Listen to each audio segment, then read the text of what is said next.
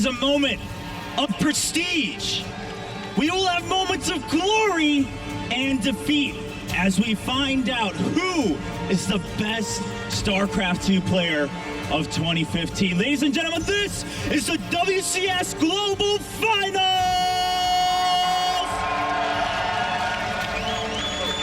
It's time to start knocking players out one by one until we're left with the last Heart of the Swarm champion as we wrap the careers of Heart of the Swarm up and move on to Legacy of the Void. And to kick off the quarterfinals, we have one of the best Protoss players, but no matter what he does, no matter how much he's achieved, still hasn't left a mark in StarCraft 2 history. What's it gonna take for him? If he wins BlizzCon, are we gonna hear everyone chant his name? Ladies and gentlemen, please welcome SKT T1's Classic!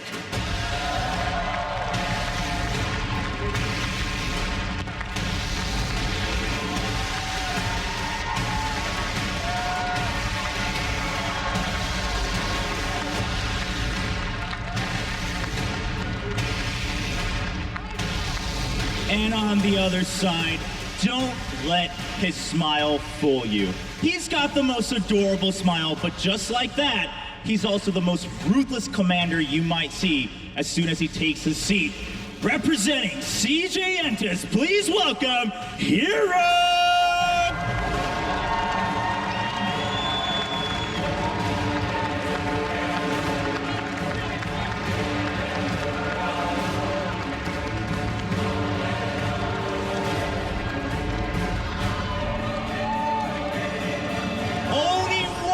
Is gonna come back on the stage.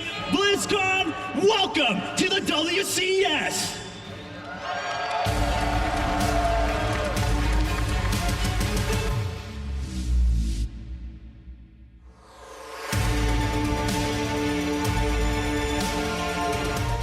부터 좀 강한 상태여서 혹시 떨어지면 어떡하지라는 생각을 하면서 이제 준비를 열심히 했어요.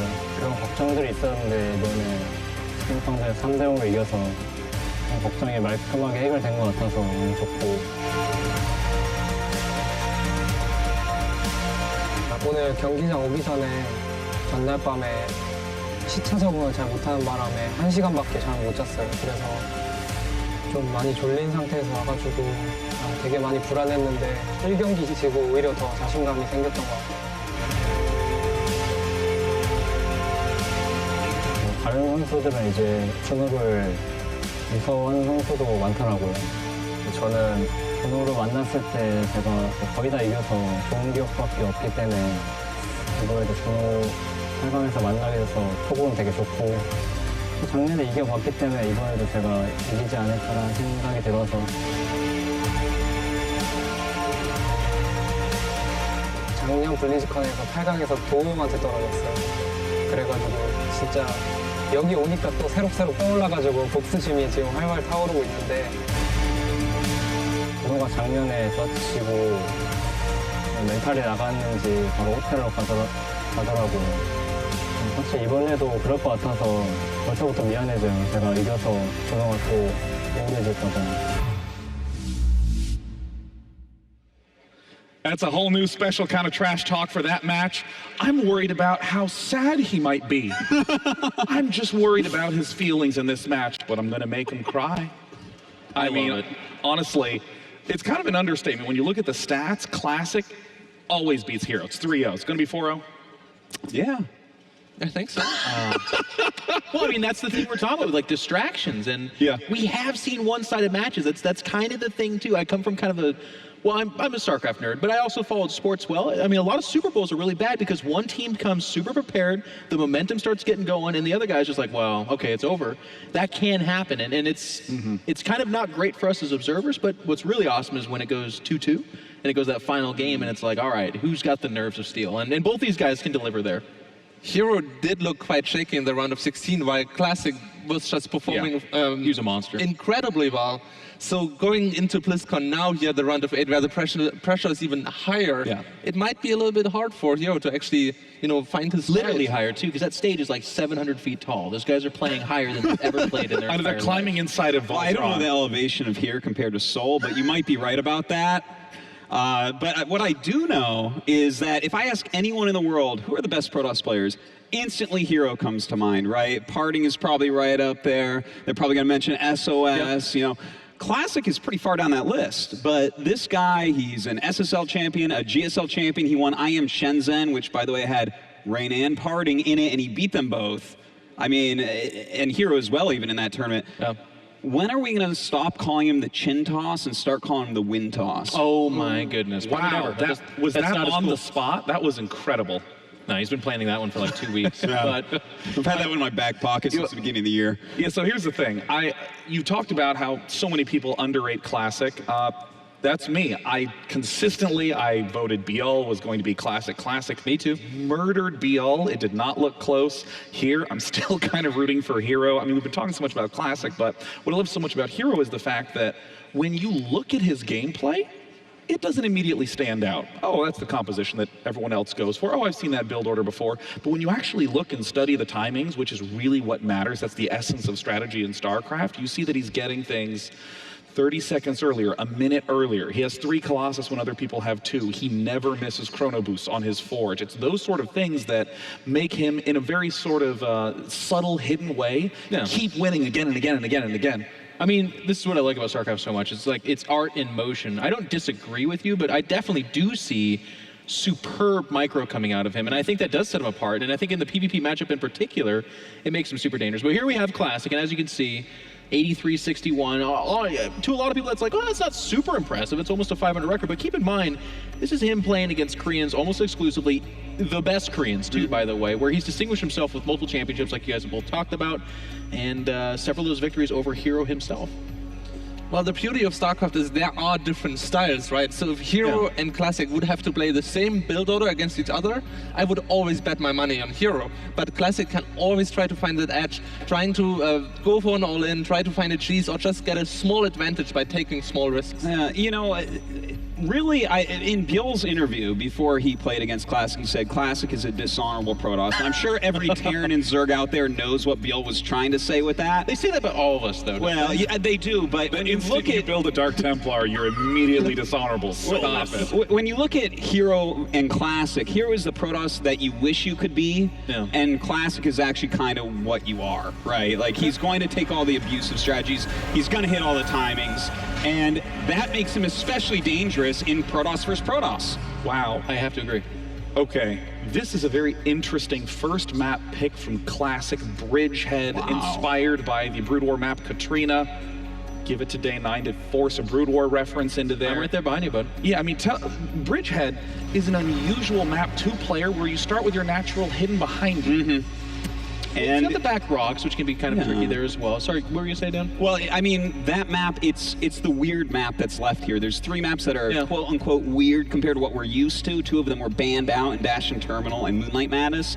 But to have Bridgehead here as the last kind of weird map, you know, I feel like they want to get that out of the way. I don't think it's that weird in PvP though, because the back rocks don't play as much as a part as in other matchups. Sure. It feels like it will operate more like a cliff for playing Stalkers, rather than that somebody's just gonna go for an extremely fast all-in to break down those rocks. I mean, it's either an all-in or it's the mid-game stuff, right? When you're at 3 bases, and then it all becomes about that big fight in Protoss versus Protoss. If you lose that big fight, you are almost certainly dead. And if you can actually kind of sneak up and get those back rocks and get the position where you're killing that third, but also you have the full concave against their kind of attempt to stop you from doing that, that's a game-winning move potentially. And we've talked so much about the fact that in a best of 5, often you'll prepare something a little special for the first match. Protoss versus Protoss, such a volatile matchup, so unstable. I mean, what's going to be the first play? And Classic's the build order guy, right? Like, I think we can all agree on that. Hero's kind of the more... Obviously, he's got prepared builds, but he's kind of like the more performance guy. I would like to see, I don't know, something Stargate-based. We saw a lot of Phoenix play. In fact, that was, I can't remember which Protoss it was, but that was their winning move to get into the round of 8. You know, I like, Sean, that you bring up the fact that a lot of times that first match is very important with the chosen builder and everything, and I do want to double underline, highlight, you know, italicize everything. The fact that Classic is on SKT1. This is the championship team. This is the best StarCraft 2 team in the world. And you know what? Heroes on CJ Entis, who just lost their head coach. Coach Park just left this past week. And you can't tell me that's not going to make a big difference here. It could. It absolutely could. They do have another coach here, too, so they're still preparing. But SKT1, this is like, I would say, is Classic the mini-boss before Innovation, do you think? Or is he, where would you put him in the tier of gaming world? I think that Classic is absolutely one of the very best players here, has a decent shot to win the whole tournament. I think that He's not a mini-boss, you're saying? No, I think he's a big boss. He's like the second to last boss in the game. All right, I like it. I feel like he's the first boss you fight against in Dark Souls. You're like, this is the first boss. He should be easy. And then it takes you 8 hours. Well, I mean, that would throw our schedule for a pretty big match. Yes, As much as I like close StarCraft matches. That metaphor, it almost got there. Okay, so these players have almost 400 on-stage matches together this year. They're some of the most prolific players throughout the entire year. Artosis, you are an expert on predictions. Who is going to pull out the win in this best of 5? I truly think Classic is going to take down Hero here. I think it'll be close, but I think Classic's got him. Well, I believe in the end that Hero is actually going to take it because he's just so solid. Yeah, I changed my mind, you know? You're allowed that. This is America. fine. You can do whatever you want, man.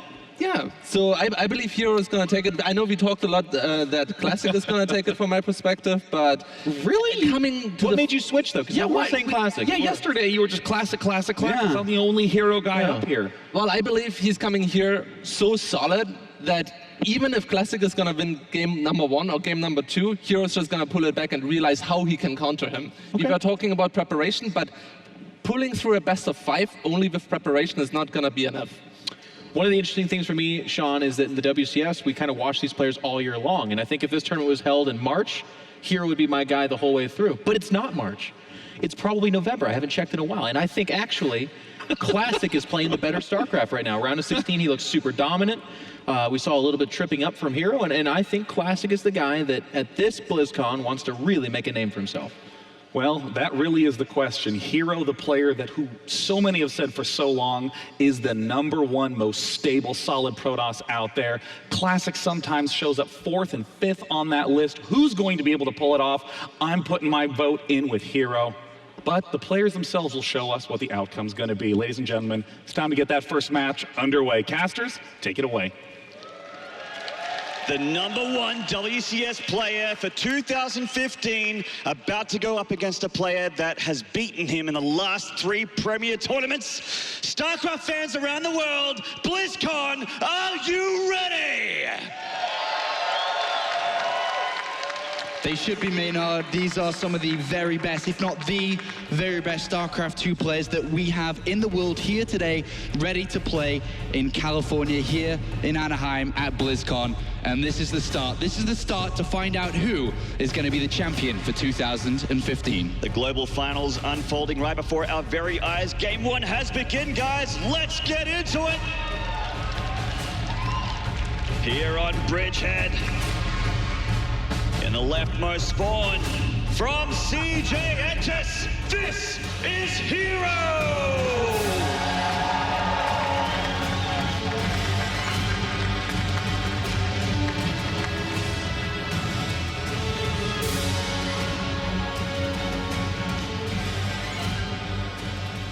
And in the far right spawn, make some noise for SKT1's Classic!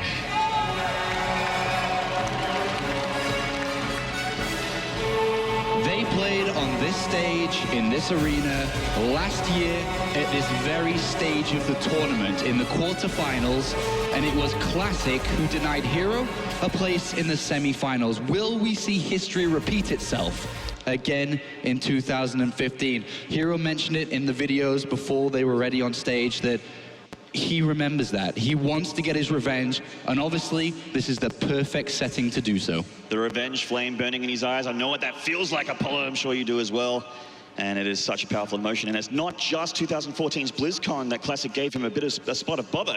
It was in the I Am Shansan round of 4, and also recently in the the SSL round of 16.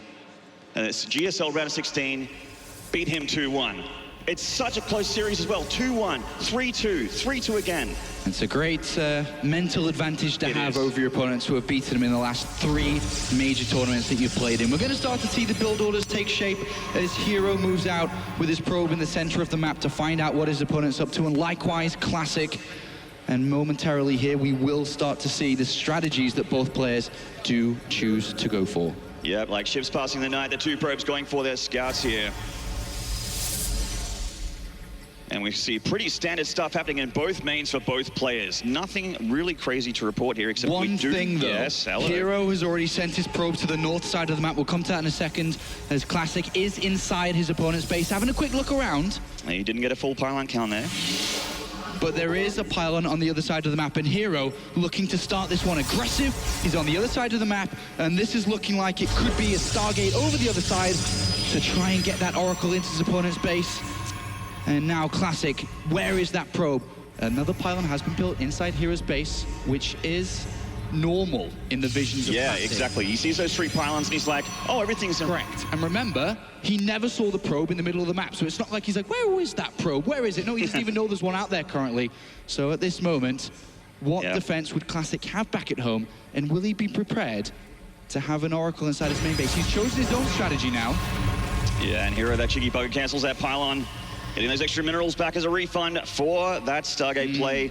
And now Classic sending his first gateway unit across the map. It is a Stalker. So it's going to be 3-gate aggression coming out from Classic against a Stargate across the other side of the map from Hero. Usually in this scenario, because Classic is going to have a lot of gateway units, the Mothership Core is key. It has the photon overcharge. It's going to be able to protect himself a lot, but it's on the other side of the map trying to figure out what exactly Classic's doing. This Mothership Core, is it going to recall? Is it going to fly back? If it recalls, it has no energy for a defense back at home. While on the other side, Classic does have his around, which means he's going to be able to defend against the Oracle. This is becoming a bit of a difficult spot. He forces the recall out. And a photon overcharge. It kind of works both ways for both players here, doesn't it? The photon overcharge has been used already here by Classic, so the Oracle can go in when there is not a photon overcharge to defend. But what does Hero have to defend? You're absolutely right. Just 2 Stalkers here with double the amount coming up the ramp here, with a 5th one coming to the back there, and a very aggressive pylon going up by a Classic. And he is already touching the front. One Stalker goes down. You're already pulling probes, taking this very seriously here. Absolutely. He's running close at the front. He's going to lose it instantly. And that goes down. And Classic is starting this one with a bang. Absolutely. Probe damage going through. And the Oracle has been deflected on the other side of the map. Classic in charge of this game already. And it is looking dire for Hero.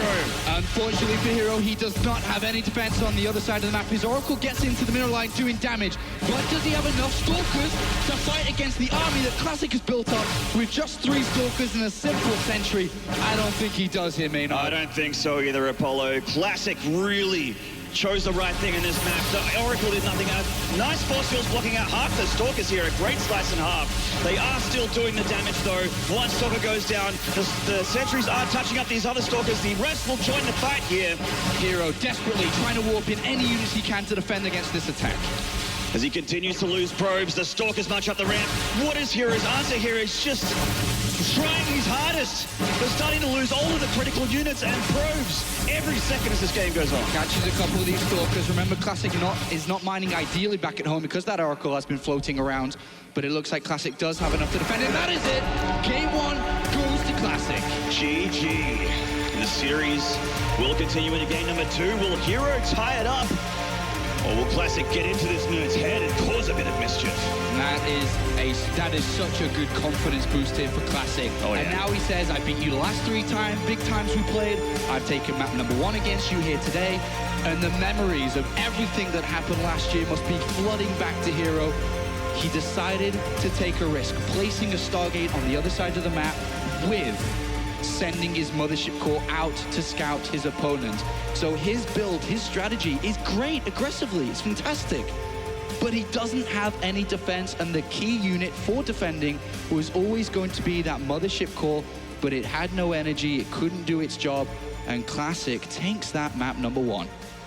And it's not too bad of a rush distance on Bridgehead. You can get across there with that just the 3-gate aggression, and he was not afraid. He was very confident with that attack, that pylon right by the ramp, and up he went. Even with beautiful force fields, Hero slicing those Stalkers completely in half. fiery start. Did not have enough, yeah. An action-packed beginning here. Terraform going to be our second map of the day in this series. And it's a must-win. It's a must-win for Hero. You cannot be going down 0-2 against a player who's building momentum and has done for the last 12 months against you. So an incredibly important game here for Hero. And it all comes down to decisions, especially in this Protoss versus Protoss game. What build, what strategy is going to get me that 1-1 against Classic? Well, he has a lot to choose from. I mean, PvP, a very diverse matchup, lots to choose from.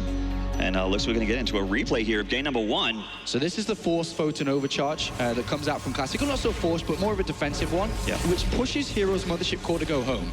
Now it's lost its energy, it goes to the other side of the map, and there's just nothing to defend. When you invest in a Stargate and an Oracle on the other side of the map, your gateways are late. You don't have enough money to build the same amount of units that Classic has, who doesn't have that Stargate, who doesn't have that Oracle. And losing this Mothership Core, even if he bought time to get energy, the Mothership Core's gone in itself. And this was just a dream start here for Classic. Yeah, and he made it look so simple, but really, these are the two of the best Protosses in the entire world here. They deserve to be here in the round of 8. Yeah. And at this moment, the Oracle comes in and does a little bit of damage, stopping Classic's income for a slight bit, but eventually the Oracle was going to run out of energy itself and just couldn't keep up that harassment. And that's the way the cookie crumbles sometimes. When the Oracle comes in, it doesn't work out. The photon overcharge still there, ruining your day, and, well, Classic just did the rest. He did the rest, and he did exactly what he needed to do. And, you know, you can't help but feel that Hero did play into his hands a little bit there with the 2 builds that we saw shape up. But now moving forward to Terraform as our beautiful stage takes shape, ready for our next map. I was just about to say how beautiful that stage is. I watched it from home last year, my virtual ticket, and it's such an honor to be here in person and seeing in person. Everyone in the crowd, you really don't know how amazing this stage and this arena is until you're here in person, and I'm sure everyone here agrees. Terraform here, our next map. Checking out the stats here a little bit before we get into game number 2. Jeez, this is a hard one to call. I'm not surprised there were a lot of different choices there in that prediction from all the talent here. You know, when you have the best players in the world going up against each other, it is very, very difficult to predict. Yeah, and in this matchup as well. There's a waterfall under Hero there. Hopefully it's not his tears in a couple games. And we are getting into game number 2, guys. In the top left, from SKT1, currently up 1 map in the series, this is Classic!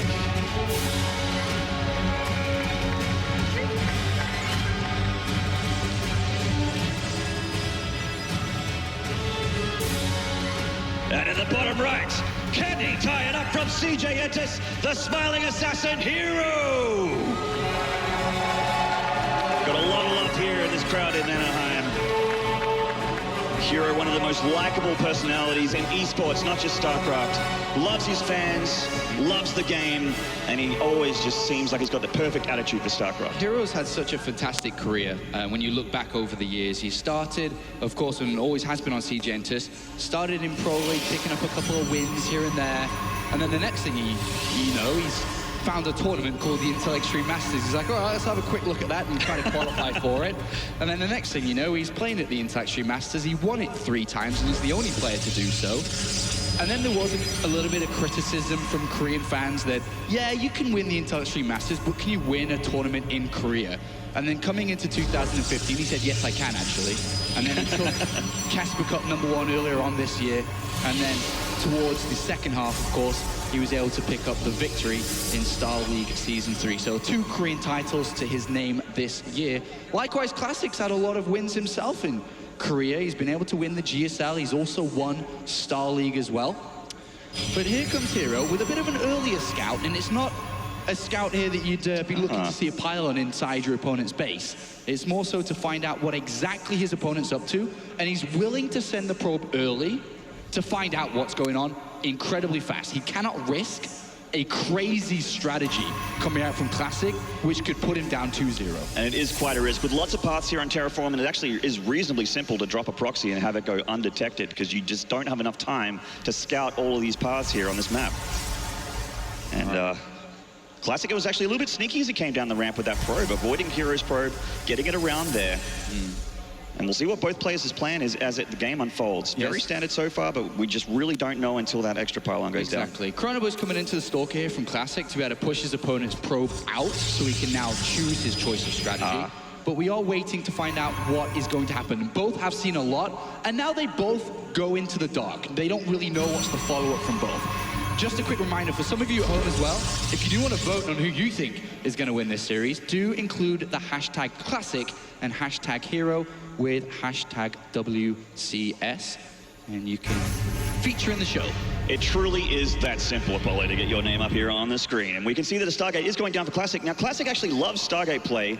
He actually does it. I think 50% of his PvPs, he drops that Stargate. And Hero is trying to get back into his opponent's main base here, but there is a Stalker protecting and will deny the scout here. So Classic remains, Hero, remains in the dark with this Stargate down. And on the other side, Hero has chosen a very fast robotics facility. He was going to make a Twilight Council. You could see the shadow there, and then he changed his mind, dropped the Robo instead. So perhaps being a little bit more defensive. Yeah, it's a very safe build, right? The robotics facility offers observers. Great for any Dark Templar builds if there's come out. He can build Immortals eventually for any, blink attacks or gateway attacks, offering him great protection. And then even 2 gateways, which offer him even more unit production. And then you can probably safely expand off the back of all these key structures together. On the other side, though, Classic, with this Stargate, the Oracle has been made, and he's obviously going to be looking to do a bit of damage.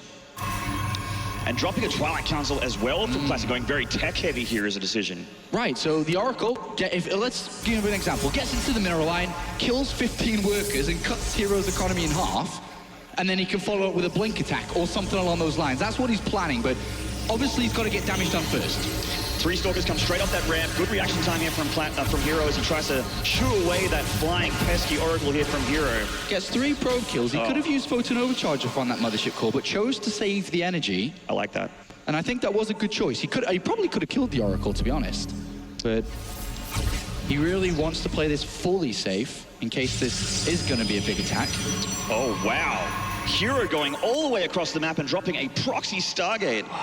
It's incredibly risky. 7-minute mark. And he's going to see it. Is he? Oh, no. It is risky. Oh, wow. Ooh. Oh, my God. And there's 3 Stalkers catching the Oracle in the middle map. They won't get it. It is quite zippy, but the real story is this huge, risky decision here from Hero. I mean, he's building an army. He's got an Immortal charging to the other side of the map. He's got 3 additional Stalkers he just warped in, and then he has that Stargate to build an Oracle. And he's noticing here that Classic has expanded, so Hero's going to put the pressure on. There are 2 force fields available here, which one does get used just in time. Yeah, 2 Stalkers stuck up here on the top. One looks like he's going to go down to a Zealot.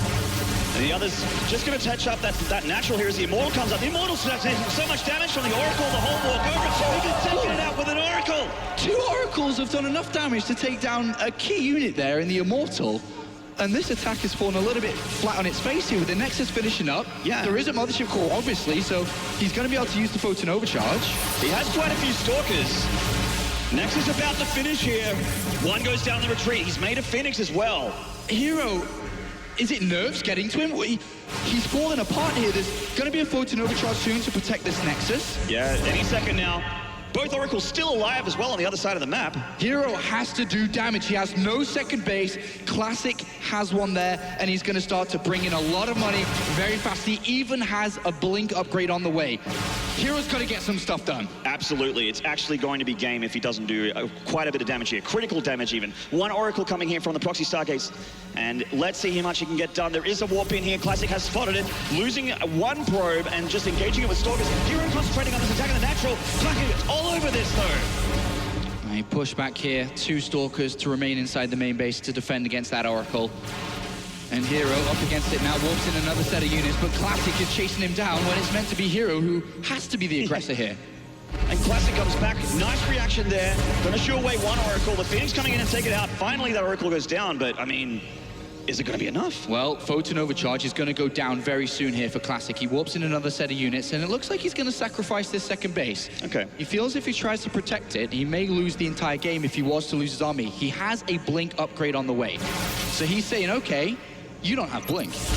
I'll let you kill my Nexus, but can you combat an army with blink very shortly? Well, with enough Stalkers, maybe, but it doesn't have that much more than Classic. The rest of the Stalkers are off camera in the main here, waiting for this battle. 7 in total. So does Classic now flip the switch, go aggressive himself to use his blink upgrade? Hero's going to retreat, and you can imagine him falling back to an expansion. He's killed his opponents. Yeah, it actually doesn't quite have enough for a Nexus, so all right, he's just pulling back. Blink is done now for Classic, and he takes his Nexus very comfortably. And now that blink has been 100% revealed. If Hero did not know about it already, he does now. And here comes Hero to settle down and try to slow the pace of the game down. He doesn't have blink, he cannot be out on the map anymore. He does have the powerful units that we do see with the Immortals now building up one by one. And this game, though, as high level and aggressive as it's been, it is going to slow down a lot. Is indeed. So both players licking each other's wounds, just gonna reset their jaws and get things back in action here and really settle down and think about their next game plan. What is the mid to late game in PvP for them on Terraform? Correct. And at this stage of StarCraft, when it has slowed down at this level, the things you've got to take notice are, how many workers does each player have after the aggression's finished? It's 24 for Hero, 33 for Classic. The Nexus, the second Nexus, they're both very similar in its time at the moment when it's about to complete. So Hero is going to be behind when it comes to his economy simply because Classic has 10 workers more than him. Upgrade starting a little bit earlier for Classic on top of that, as well as Hero's Forge is only just halfway through. But the army sizes is a little bit in favor of Hero, right? Because he has been the aggressor throughout. So there's that 12 army difference between the two of them. He has those extra stalkers, but as you can see in the production tab, with Classic's extra income, this is an economy-based game. He can afford things, Forge upgrades, the robotics facility going down, the robotics bay going down for the Colossus upgrades. Yeah, well, with money you can buy things, With money right? you can buy things. Yeah, you can buy things. A lot of people have nicer cars than we do. That's right. And, you know, the robotics bay coming in now, Hero is also doing that, but he's not building units at the same time. He's fallen a little bit behind in this game. And looks like he is going to ask for a quick pause here as the mid-game of this map number 2 is starting to develop. And it's a tense game between these two. It's a great PvP. We obviously started up, if you're just tuning in, with a very risky strategy from Hero in game number 1, which Classic defended and then went on to win. And now Hero fights not to fall 0-2 behind here in this best of 5. Yeah, this one a fair bit closer, a bit more scrappy than the first one. The first one was kind of a knockdown and towards the end there, and it happens when you get the better choice, the build order, or the better timing. So Classic in a better econ advantage, Hero with a better army advantage, but both of them going back home. What does this mean when you're the econ advantage guy? Well, he's going to have obviously a lot more money. He's going to be faster with his upgrades, faster with his key units, such as the Colossus. He's going to start to be thinking, do I use this advantage for an attack? Do I look to use my advantage to take a third base? Remember, he also has this blink upgrade that Hero doesn't have. So there's a lot of small edges right now that we do see in favor. And here is the replay from a little bit earlier on. Yeah, this isn't the actual game, guys. Just a replay here from earlier.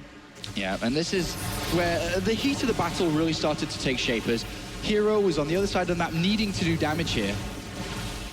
And to be honest, he didn't do enough. This was a key moment, though. This was amazing. Getting that immortal so damaged with those oracles, like that's the stalker killer right there, and he's already dead without doing anything. If the stalkers were protecting the immortal would have offered a lot of damage output to continue the aggression that he had planned. But it's an expensive unit, and it's not just the unit cost, right? It's the robotics facility that you need to build the unit from, and it just didn't work out so well for Hero. But if you were Classic at the moment, this is a great start to Friday at BlizzCon. It's a great start. It's a bloody good Friday, Paulo. It's a bloody good Friday for him so far. It is, and I love my Fridays. All right. I know you do. Oh, yes. And in the top left here, so we're going back in the game. This is the live feed now. Robotics play done now for Classic. He can take up, and Hero sees all of it here with his observer. Yeah, so he sees that, you know, his opponent started Colossus production already. He's going to go down to the natural with his observer, the second base, and see that his pro camp's a lot higher as well. So he's not going to be feeling too good. The observer comes from Classic here to block out any more vision granted to Hero. And look the way that Classic's used his mobility through the blink upgrade. And also the fact that he's just in a lead. He said, well, you can't really attack me at this moment. I'll take this third base to further his economy and technology even more. Yeah, and he's like, yeah, okay, you have blink, but you are not cracking this walnut. He has 2 immortals at the back there and a lot of stalkers. And remember that Hero hadn't saw that third base, but he has just now with a hallucinated Phoenix that hovered over the third. Hero knows exactly what's going on now. He knows his opponent got a little bit of a lead in the early game. He's also now seen that this third base has gone down. The question comes for Hero, how does he tackle it?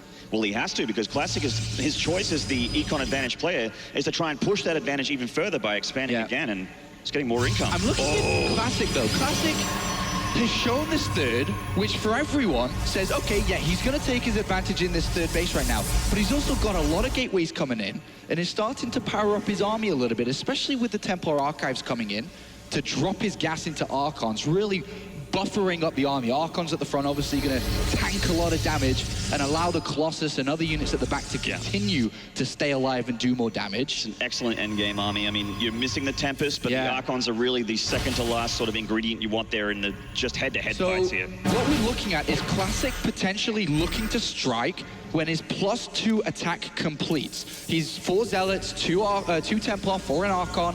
He stopped worker production, and he knows at this moment, in a StarCraft game, when you're behind, you're trying to be greedy, try to find a way to get the same economy that your opponent has. And while Hero is trying to do that, it looks like Classic could attempt a strike into Hero, which could work well with this +2 attack upgrade that Hero doesn't have. Exactly. Hitting timings is how you get a lot of your wins in StarCraft, and +2 is definitely a good time to do it. So just about to finish here for Classic. Heroes has only just started. He's not really in position to start any kind of attack, though. Both have a very similar army size. You can see at the bottom here, 72 to 70. It is very similar.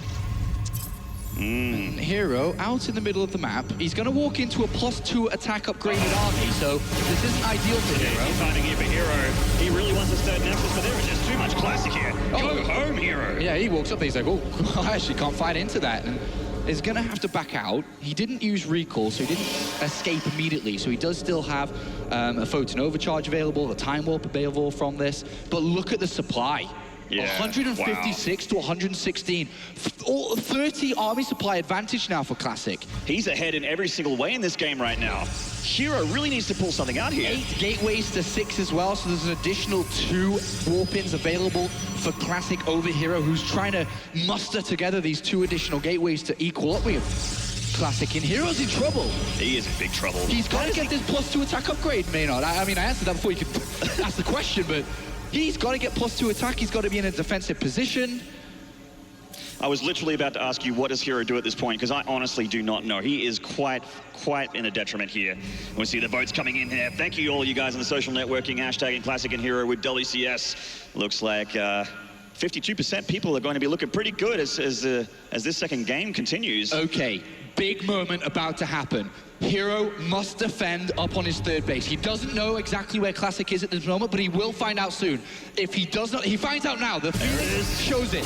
If he does not defend this, he loses his third and essentially loses map number 2 and goes down 0-2 in a best-of-5. This is it. This is a huge moment for Hero.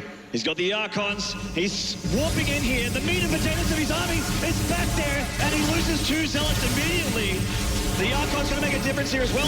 Classic going to pull back here, waiting for that extra Colossus. Yeah, waiting for an extra Colossus, an additional set of warp-ins. Hero has some small squad here looking to do damage, but there's a Warp Prism that comes in. Oh my god. He drops the Zealots on top of the Immortals, doing some damage there. The Stalkers are going to get tussled up here. They blink over the Immortals. Hero's splitting up his force here, not too sure what he was maybe trying to force a distraction or to get the focus away from Classic. Got his third! Oh my god, the third is taking heal damage, the second hull damage now. Hero is coming up, he does have quite a few units. Can he push it back though? The Nexus is gone and recalls away. Classic is in an amazing position. He has an additional base now, an additional set of income, a Warp Prism to threaten at all times, to warp in, keep Hero at home. Classic is absolutely nailing this quarterfinals. He's 3-0 Bjorn in the round of 16, and he's looking absolutely world-class come today. Absolutely. This game number 2 is looking all his. Will the series be his? Hero desperately trying to retake his third Nexus, clutching at straws here. But look at the differences in the income. Yep. Look at the differences in the army supply. It's just... For every minute that goes by, that's an additional 30 minerals to Classic, an additional 200 gas. It's a fantastic position to be in now. And Hero is really forced in a difficult spot. Notice how Classic says, okay, you do have quite a few Colossus like me, but I'm going to move my tech further because of the amount of money that I have. I'm going to build a Stargate, an additional one that is. I'm going to add the Fleet Beacon. I'm going to get to the Tempests, and they will soon start to one-shot One shot, Colossus down, Colossus down over and over and over. And that is the real damage dealer from Hero's army. He's making the right decisions here. I mean, a great man here in the venue today that we'll be hearing from soon did say that when you're ahead, get further ahead. And Classic is doing exactly that right now. He's nailing it, Maynard. He's playing absolutely wonderful today. And the Hero is in trouble, and he really needs to find some magic to turn this game around. And I don't know what that is. Yeah, honestly, we aren't that good at Protoss, Apollo. We just can't make this decision. Hero's going to have to make it for all of us here today. There's just a little hit squad here of Blinkstalkers picking away a very expensive unit there. Just small little things like that. Classic just getting that more and more of an edge as the second game continues. Of course, mistakes can happen in StarCraft. So Classic can still mess this up. Absolutely. He can, you know, throw away his army, throw away this lead. One wrong decision, one bad positioning in a fight. Well, and things can change. So maybe Hero needs to rely on his opponent making a mistake, but as you can see, the Tempest count, he's about to have 6 in the next 30 seconds. 3 at a time coming out, and that is the death knell for a Colossus heavy army right there. And a 4th base as well. Hero now sees it.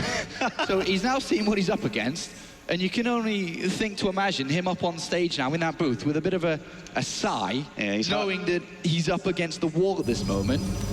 And what does he do? Like another movie attempts, that's 800 minerals. Completely countered here by Classic. Three cannons and just the same amount of Zealots walked in to shut this down. All right, Hero moves south. He's got Zealots at the north and his key armies at the south here. He's going to try a bit of a sneaky move, but there are 2 Zealots in spot. It looks like he was trying to gun to kill this fort and get out. That's a nice move if he can pull this off. Yeah, Classic is just going to walk down there. Doesn't want to recall or anything like that. Yeah. Imagine... Oh, there he goes. Oh, hello. Hello, mate. Recalls into this Nexus, and he's going to take a fight directly. Hero cannot fight this army yet. And there's a bit of a run by with the Zealots here. Classic's army is distracted here at the 4th. And moves like this is how you try and get back into the game when you're pretty far behind. He gets 1 Stargate, and he's trying to do critical damage. He hasn't done it just yet, though. You know, you can start to imagine that the Hero fans are getting a bit of feeling back for this, because he pulls Classic's army south and then attacks with a bunch of Zealots into the second base and the natural now, destroying the Stargate and just forcing a reaction of a defense here. That's right. Well, he's trying to build up to his own Tempest count, or Void Rays. He's choosing Void Rays. He's going to try and completely overpower this. Okay. But he needs time to pull this off. That's right. He needs, you know, at least 6 Void Rays, you'd imagine, if he is going to stick on Void Rays. So right now, it's a game of buying time to surprise his opponent with a bunch of Void Rays. And that decision from Hero is what he believes the way to pull this game around. Yeah, I was about to say exactly that. You need to make Classic not kill you right now so that you can get up that incredible tech to try and counter or even match that he's even trying to get his 4th up. Yeah. They're at the gold, just trying to pull ahead with anything he can claw. It's a risky game, though, what Hero's playing. With buying time, he's got to run around with his army. Imagine if a single Templar popped the mothership core with its feedback ability and destroying it. The army is stuck on the other side of the map. That's what Hero's relying on. If I get in a sticky position, I'll recall out. And this army from Classic is so scary. Okay, Hero's going to move in. Here he goes. Hero's going to hit the natural Classic through the middle of the map. What does Classic do? Does he recall back to come defend, or does he move forward and try to attack? He actually looks like he's going to lose the Nexus here, and possibly more as Hero goes up the front door. Rogue's going down here, and it looks like he's pulling the Tempest to go for the attack here on the 4th, and using the rest of the army to walk home. He's not recalling. He has now... there he is. And Hero's going to sacrifice his gold base. It's undefendable at this point. Some harassment units to pick off this 4. And Hero does not want to engage before the Void Rays are ready, and that's okay for him. I think he'd be happy with that if he can buy some more time. He's forced to recall. He can do a little bit of free damage there, and as soon as the unit's there, look at that firepower of Classic explode. You can't help but feel, and maybe some Classic fans are like, why have you not sent a hallucinated Phoenix or some form of scout into the main base of Hero to try to figure out what he's doing behind all of this? The Void Rays have still not been revealed. He's about to see them, I think, with these 3 Zealots. There's the Void Rays. Does Hero feel confident to take a fight? Does he think that he has enough now? He's got 6-ish. I think it was 6. 6-ish. And now he's trying to hide them away from the pylons. There goes that Warp Prism. He can't reinforce his army. Hero's actually losing very expensive units here for free at the back. And here comes the rest of Classic's army. Does he have enough to engage here? Classic is actually decimating Hero right now. Oh, boy. A lot of his army is going down to pieces, and GG! Classic goes 2-0 in the series.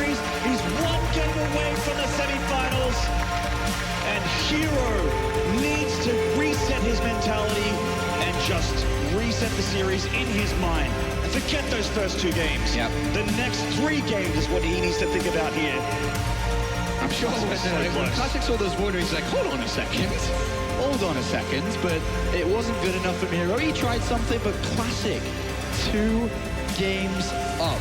He defeated, as we've already mentioned once today, defeated Hero in the quarterfinals at this very stage of the tournament last year at the global finals here at BlizzCon. He then went on to meet Hero again in the Intel Extreme Masters semi-finals in Shenzhen during the summer of this year, where he defeated him for the 2nd time. And then they even met in the round of 16 of GSL, where Classic defeated him for the 3rd time in 12 months. And this is now an exact rematch from that game they played 12 months ago, and Classic is doing everything right. Well, we're going to get into Cactus Valley for our 3rd map, and I'll tell you what, Apollo, one thing that all those series had in common that Classic won were that they were very, very close. Can Hero tie this up to 2 apiece? I'm sure a lot of Heroes fans out there in Twitch chat and here in the venue today would love to see that. I would love to see that, because more games of StarCraft, the better, if you ask me. Absolutely, who doesn't want to see Hero do a cartwheel on stage? But the thing is, when looking at Classic, is he is such a good player. Here's the start of the game once again, where it started in such an aggressive manner. Yeah, very scrappy. And of course, this replay provided to us by Windows 10 with our DVR function. I didn't even know that exists before he came here. That's really, really cool to see.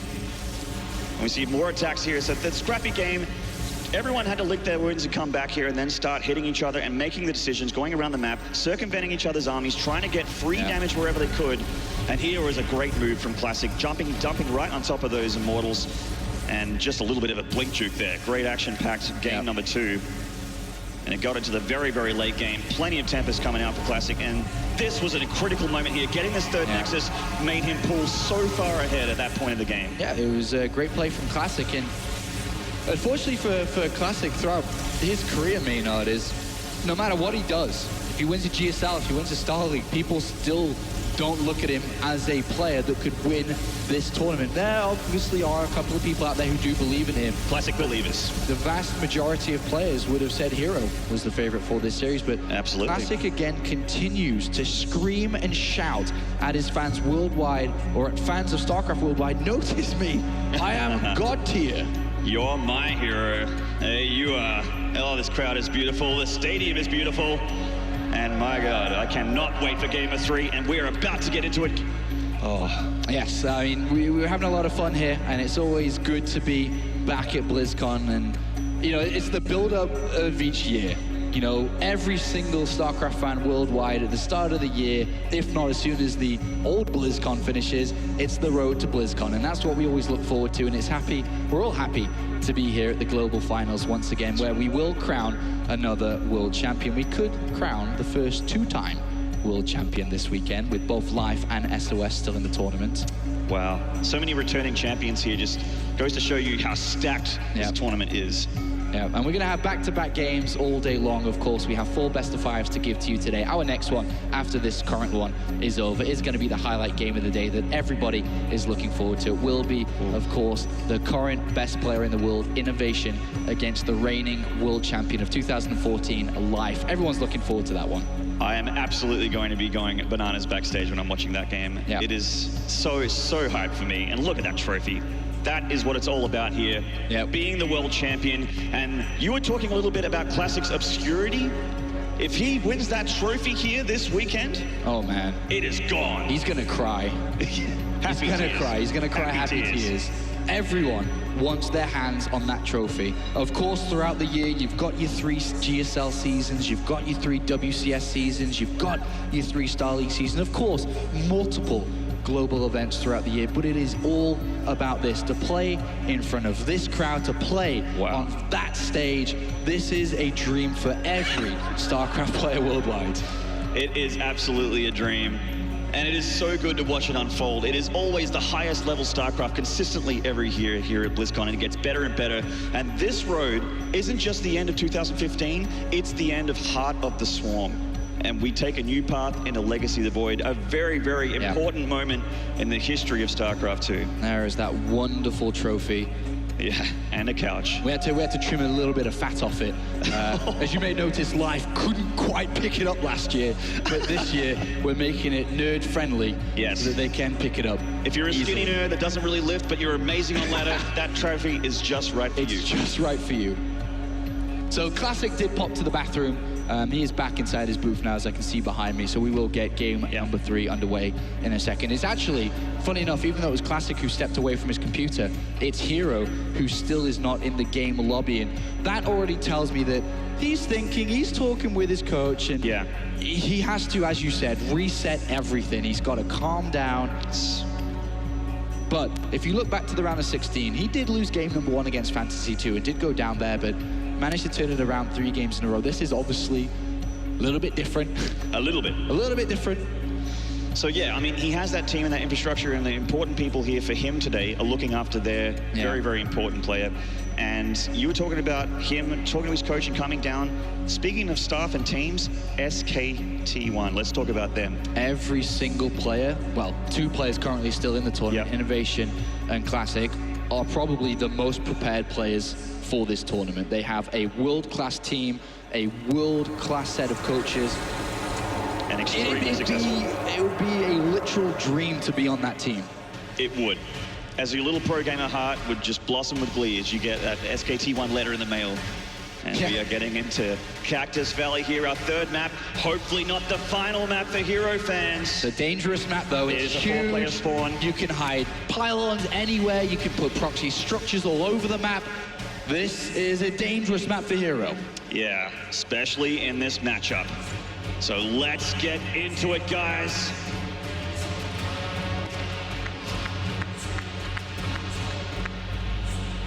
Game number 3 on this amazing stage that changes with every single map. That is so sick. And the bottom left here, from SKT1, 1 game away. This is Classic.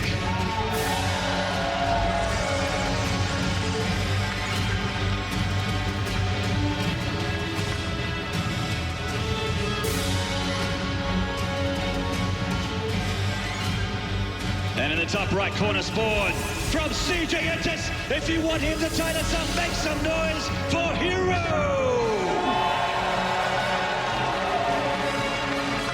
There is an easy ask, and that is to get those Hero fans excited about this player, even when he's this far down. He has come back before. Will he again? Well, he is playing an absolute beast of a Protoss player in Classic who continued to impress. His dominance in the round of 16 when he went up against Biol was marvelous to watch. An easy 3-0, which really not that many people thought would happen, especially considering the form that Biol has been in the last 9 months. But Classic 3-0'd him. Absolutely mind-blowing. And he's come into this one undefeated, going 2-0 so far against Hero. And he's having the tournament that you'd cross your fingers on the aeroplane ride over here that you could have. Please let me play my best. There's a lot of money on the line. There's a lot of prestige to play at the global finals. And he's riding that wave. He is absolutely. A lot of feelings. It's a very, very mental game here. And let's talk about this map a little bit. Both players are the furthest they could possibly be from each other here. The cross spawns here on Cactus Valley. Yeah, so it's a nice big map, and if it gets to the mid-late game, we could see a long, drawn-out game, and a very similar army composition to what we saw in the previous one, but obviously not with a landslide of an advantage in favor of Classic. But at the same side, it is easy to proxy structures in the early game, which we are currently in. But will that be the case? Because it doesn't seem so far. Yeah, he's just going for the scout here with the probe, not dropping anything proxy. I mean, Hero did put the pylon on the very, very edge of his main here, but that's not for anything in particular. Yeah, Classic's gonna enter the main base now with Hero, and we'll have a look around and see a very regular setup.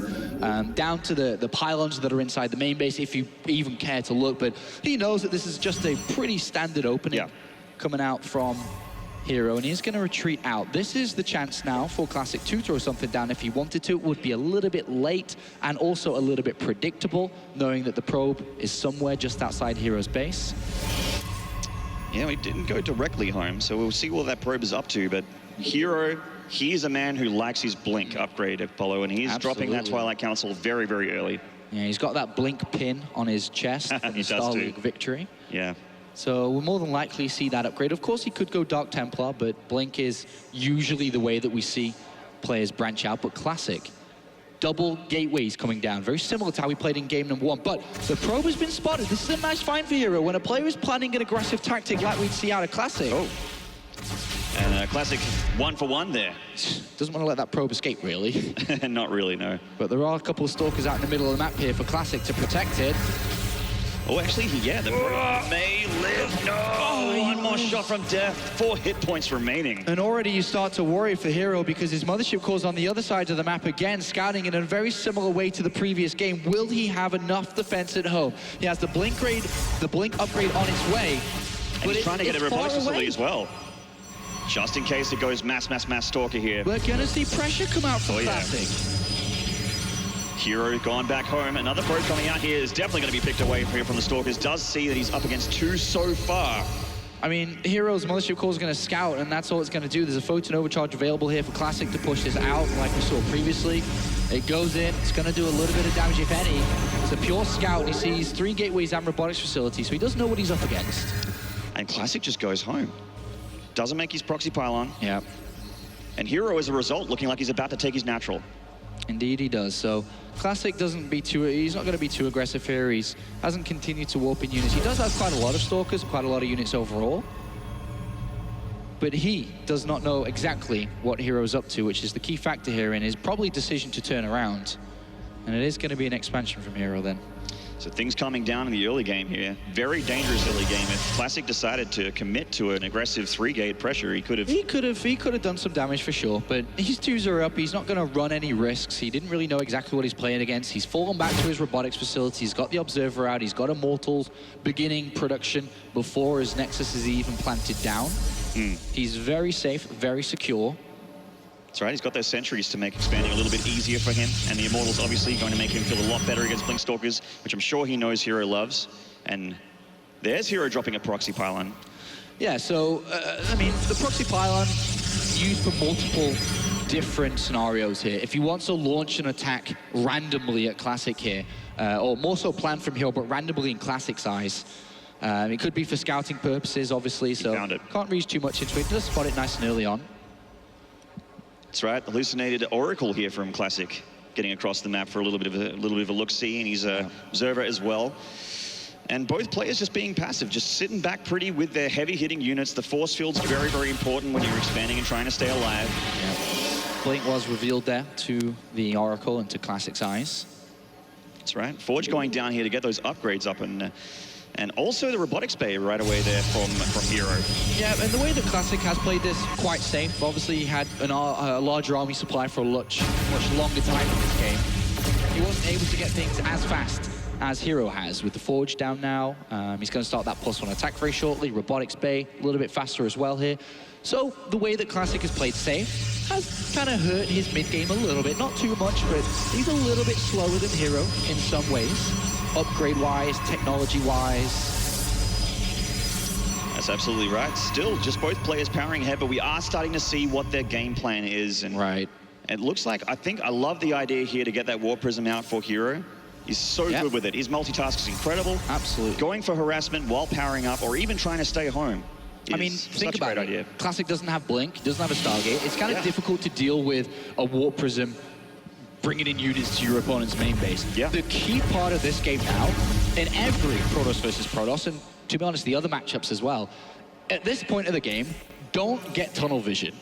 Scout, figure out, know what your opponent's up to, and if you do, it makes decisions so much easier. And you can say that from ground level up to the highest and the best pro gamer in the world. And right now, Classic has spotted that third base. Good scout from him. Hero can use for hallucinating Phoenixes of his own, which he's got just one scaping there, which saw the third Nexus. It goes into the natural. Both players getting vision on exactly what their opponent's up to. That's right, and it's both going up to 3 Nexus, really hitting that mid-game. And just leaving each other alone for now. But that said, Warp Prism out did make it across the map. It went past the vision of Classic's Observer. Yes. But, I mean, sometimes, even when you're the best player in the world, you miss that critical second in the minimap and it just swings past there. The Warp Prism could do a lot. It could. It could. Obviously, we'll have to wait and see how Hero plans to use it. It's just sitting pretty here. Hero also taking the vision tower here in the middle of the Xel'Naga watchtower. Weaves blink upgraded stalkers, heading across the map, seeing whatever he can get done here, perhaps multi-pronging with the warp prism as well. Yeah, he's going to have a look where his opponent's army is. Obviously, this isn't an attack with just 4 stalkers. He sees the army out the front there. He's trying to perhaps allow his stalkers into the main base, but he is just going to have a look around. Sees additional gateways finishing up here. Yep, taking it easy, not making, because he knows a critical mistake here means the end of his tournament life. It is that serious. Absolutely. And imagine if Classic was to move into the middle of the map, that warp prism could warp in a lot of zealots, and he could end up killing the Nexus. That's the kind of threat that this warp prism will provide, but we'll see. 5 more gateways going down for Hero. Looks like he's going to change gears here a little bit and start making some of those stalkers and getting the important ground units out as well. Yeah, he's going to go to 8 gateways. So imagine 8 zealots being warped in and maybe a second round. He could destroy this Nexus. A quick poke here from Hero. Yeah, just with 4 stalkers, not a Nexus killing amount of stalkers, but they do cause Classic to move his army up to that 3rd. Yeah, little victory killing a pylon. Seeing exactly where your opponent is with a 3rd. Damage is damage. Yep, damage is damage. Classic does poke into the main base, has a quick look. Likewise does Hero, still keeping tabs on where they both are in this game. But it is very equal at this moment. You can look at how equal it is by the supply at the bottom, by the worker supply, by the army supply. The one big difference is that warp prism, though, and you're going to have to keep repeating it. It could kill an entire Nexus. Absolutely. And there is a slight upgrade difference. Charge coming a little bit earlier here for Classic. Yeah. For those Zealots, which is a critical unit for the big engagements towards the end. And Hero, another structure he loves. The Dark Shrine going down there at the natural. Yeah, imagine a Zealot Dark Templar attack to this 3rd base, which does not have detection. Panic. So, and he's setting up ready for it now. The warp is very close to being in range of Classic's Observer. Which is not very far away from that 3rd as well if he does get attacked. Look at that. Ah, there you go. Just, that's a mark of a very good play, knowing that at this stage of the game, when my opponent's on 3 bases, he has a lot of money. And with a lot of money, clearly one pathway he could go with having Blink and the Twilight Council already is Dark Templar. So he's looking to cover his bases from that threat. But Hero, right now, Maynard, by the looks of it, if he can drag and get the focus of Classic's attention and army somewhere else, it looks like he may strike with that warp prism. It's going to be a very technical move. Yeah. We'll see if he can pull this off. He needs to time it just right here. The Mothership Core full of energy, can recall if things get dicey. Absolutely. So I'd be expecting a warp in coming soon. There it is. The warp in is coming down at the 3rd with that warp prism. Pokes down, gets that pylon. Classic has a nice concave here between the 3rd and the natural, which is deflecting the ground army of Hero. But the harassment units and the warp prism are coming in. Yeah, he doesn't go for the 3rd. He's going to drop into the natural here. Sees the cannon. That's a pretty solid defense. Yeah, I mean, he had cannons. He has his units not too far away, and that is solid. That is nice from Classic. That's the fortress of Classic, completely deflecting that attack there. Hero has 1 Blink Stalker in the main, but he's just looking around. He loses it to a Zealot. And at this point, Hero is like, well, that could have been amazing, but it wasn't. So never mind, let's go to my next plan. That was kind of my thing. So he's thrown down his 4th Nexus and gone into Stargate, so he's going to go up towards the Fleet Beacon, towards his Tempest production. Likewise, Classic, and 2 giants butting heads at this moment. Neither can find weakness. That's right, they are both so very strong and still so very close here, as neither has really had that big critical engagement or done critical damage. It's just been a scrape here and there, a little bit, a poke and at best. Hero going to try something else. There is an Observer here though, so this shouldn't work at all. I mean, it gives enough time for Classic to get back in position. He already sees the armor, so... he's perfectly aware. Yeah, perfectly aware. Peekaboo. So another warp prism here from Hero. Will this one be slightly more effective? It's loaded up with Zealots. Can warp in Dark Templar as well if he wanted to, but... I mean, he does have the structure. Dark Templar haven't really come to play here, but hold that thought. Engagement does go down. He recalls before losing too much, but he did lose a chunk of his gateway. He did lose a chunk there. He did indeed. He lost about, 20 supply almost. But here comes the warp prism. And he's going to get the robotics facility, Apollo. The Colossus doesn't make it out either. He can get the Templar Archives as well. These are actually critical structures being taken out here by Hero. And the robotics base just to the left-hand side as well. They are lined up very nicely for these 4 DTs. And after 18 minutes of these 2 players not doing too much, finally, Hero strikes weakness with 4 Dark Templar. Will he get the Forge as well? That's the +3 upgrade, Apollo. And it does go down. A great pick up there from Hero. And he's going to get the Nexus with the Zealots as well. It's going to be so close, and it's going to go down. Incredible damage from Hero. When it matters the most, Hero turns up the heat, and that was a perfect attack. The Warp Prism, the Dark Temple, he got 3 key structures, and on top of that, his opponent's 4th Nexus. That slows Classic down a lot. That hurts, that stings, and Hero has now got an advantage in this game. He's got his Tempest on the way, and that is exactly what he needed as confidence to say, yes, you can compete with Classic here today. And it looks like Hero has a fortress of his own, deflecting Classic on the back here. Look at the army supply difference. 133 for Classic and 94 for Hero. Classic still can do amazing damage here. Absolutely. As good as the move that was, it wasn't cheap. He's tried multiple times to get some damage done. He has to be careful here. He's got to get his Tempest ready. He does have a slightly weaker army as this current point stands. Is he going to be able to defend this position? That and is this a lot one of as well. Absolutely. More armies coming in for Classic. They're actually close to taking a lot of damage here from Hero. And he's taken 1 down, nearly 2. And he's caused Classic for a full retreat. And can he defend this, though? He has Dark Templar defensively. Yeah. 2 Dark Templar, a couple of cannons, his army not far away. It looks like this should be fine, and that's a great defense from Hero. Making the right decisions here. Looks like he's starting to shut out his first 2 games. As he's moving across the map.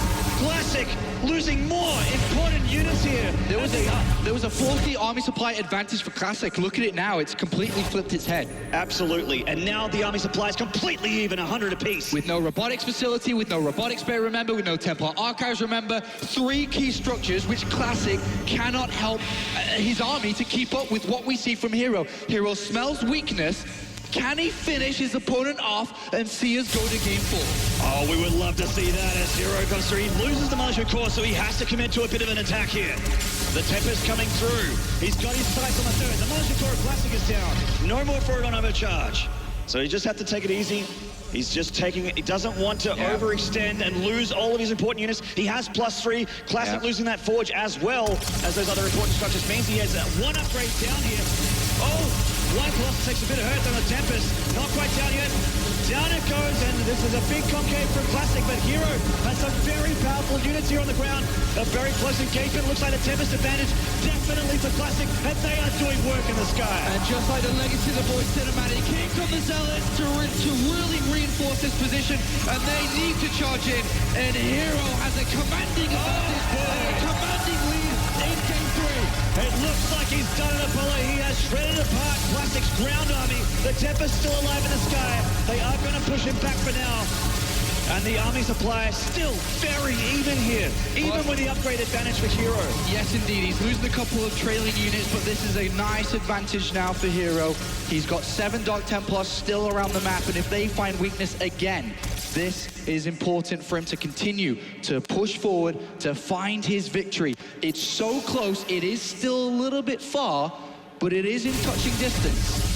That's right, pylons going down, the proxy pylons of Hero going down, and it looks like he wanted to go for a touch up there with the DTs, but cannons, 2 cannons and a warp in from the Zealots, doesn't want to throw away these important, expensive units. And very well done for Classic to hold on against that attack there. That was so close. 6 Tempest to 3, big difference there. Quite expensive units. And the game stabilizing at this moment. You look at a lot of the numbers here. Very similar between the both. Yeah, Hero's going to try and make things a little bit easier for him by getting those air upgrades up for his Tempest. So he does now have the same amount here of Classic. Well, he's lost the same amount of Tempest here as Classic. Well, look at those unit losses. Wow, Hero has lost a lot of important units in this game. Quite expensive. All right, so they're very similar. To the dust settles. Yeah, look at that. Back to each other's side of the map, and a couple of explosive moves, obviously starting up by Hero. He looked to finish the deal there, but he couldn't destroy Classic to take this map at that point. He's going to move his tech a little bit further. He's going to move his Mothership core now to the full Mothership, of course, granting cloak to all his units underneath it. Likewise, we are going to see the same from Classic. It's like both players have a clock in their brain.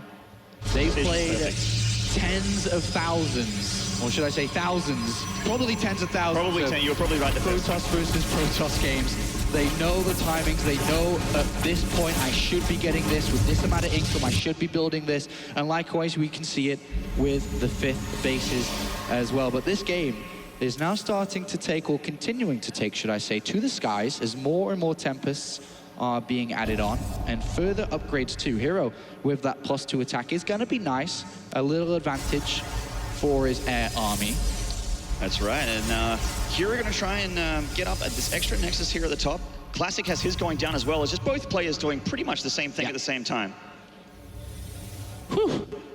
Great start to the global finals, Maynard. Absolutely. Great start to We actually have to take a breather as well as the players because it is so action-packed. It has been, and right now just looking, obviously always looking for weaknesses, holes, an area to get in, and obviously both looking to protect the same weaknesses that they're looking to exploit. Cannons added on to the 5th bases, protection from a pylon naturally that can warp in additional units as well. At this point, warp prisms are very deadly. I mean, they always are deadly, but I would like to see one come into play here again. Imagine when because obviously the more you expand, the further out into the map you go, the more vulnerable your original base is. Yeah. And that's where all the key structures are. So a warp prism is super deadly at this point. If it's able to squeeze out into the main base, a warp in of Zealots and Dark Templars, at the same time, as cool as that is, you should also know it's also expensive to be able to warp in Dark Templar, to warp in a bunch of Zealots. And at this stage of the game, money isn't as high as it was, let's say, 5-10 minutes ago. Well, actually, at this current point, it is actually not that bad. But you've got to use it wisely, especially because these units at this stage of the game, naturally, a lot more expensive. So one small thing to look at here is that Classic has quite a nice bank going for him at the bottom there. So he can actually reinforce a little bit easier than Hero at this point. But you're right, the incoms, not too bad, quite similar. And that's something which is going to really assist Classic when they do fight. Whether it is simple reinforcements into the army, whether it's how fast he can rebuild the same army that he's got currently and how fast that can take, that is a great benefit. Hero's not too far behind. It will pretty much decide based on how the army goes, right? And how the fight goes, excuse me. And how convincing it is for Hero or Classic. Throwing away those Stalkers there, they're a little bit useless in this point of the game as the higher tech units really decimate them. Zealots, a nice big warp in here from Classic, but Hero all over it with his own warp in. Cannon's helping out a lot. Both players just can't seem to crack each other at this point. At this stage of game as well, in StarCraft 2, you're almost crafting the ideal army, I guess is the best way to say it when you're at this stage of the game. I've got all my tech unlocked. I've got quite a bit of money at this stage. What is the best possible army combination or unit combination to build that army I can have? Currently, I'm looking at the unit tabs, and Hero, while harassment is going on, as you can see on screen, has 21 Tempests to 11. Hero is really in the sky here. And is that gonna be the advantage? Is that gonna be what it takes to win the fight? Because that's what, ultimately, it comes down to. They will fight soon, but who comes out on top? Yeah, Classic has the Stalk, he has the Colossus there, 8 Colossus, but Tempests. That's so just many they're gonna make them evaporate, Apollo. And you start to think, okay, so why does Classic have more money? Well, Hero spent a lot on this army, and he's got an Oracle. He's gonna look to get range on. No, he goes down. He looked to try to get his spell Revelation on this army. So he can see from a distance. And those incredible range Tempests, look at that. In synergy with the Oracle can really put the hurt on it. But yeah, Classic just getting that Oracle in time. Taking up his... Wow, that's a 6 Nexus going down there for Classic at the top. Observer goes down for Classic. That is a nice little move. Yeah, both players with a... Oh, he gets the other one. Oh, nice. That means the Observer can move forward. Of course, cannons can also reveal, so he's got to be careful not to move too far forward. But look at this pincer position that Hero has due to the long-range units that he holds. I feel like if he right-clicks on this Nexus from that range, it just disappears with that many Tempests in the sky. Oh, loses his own observer there.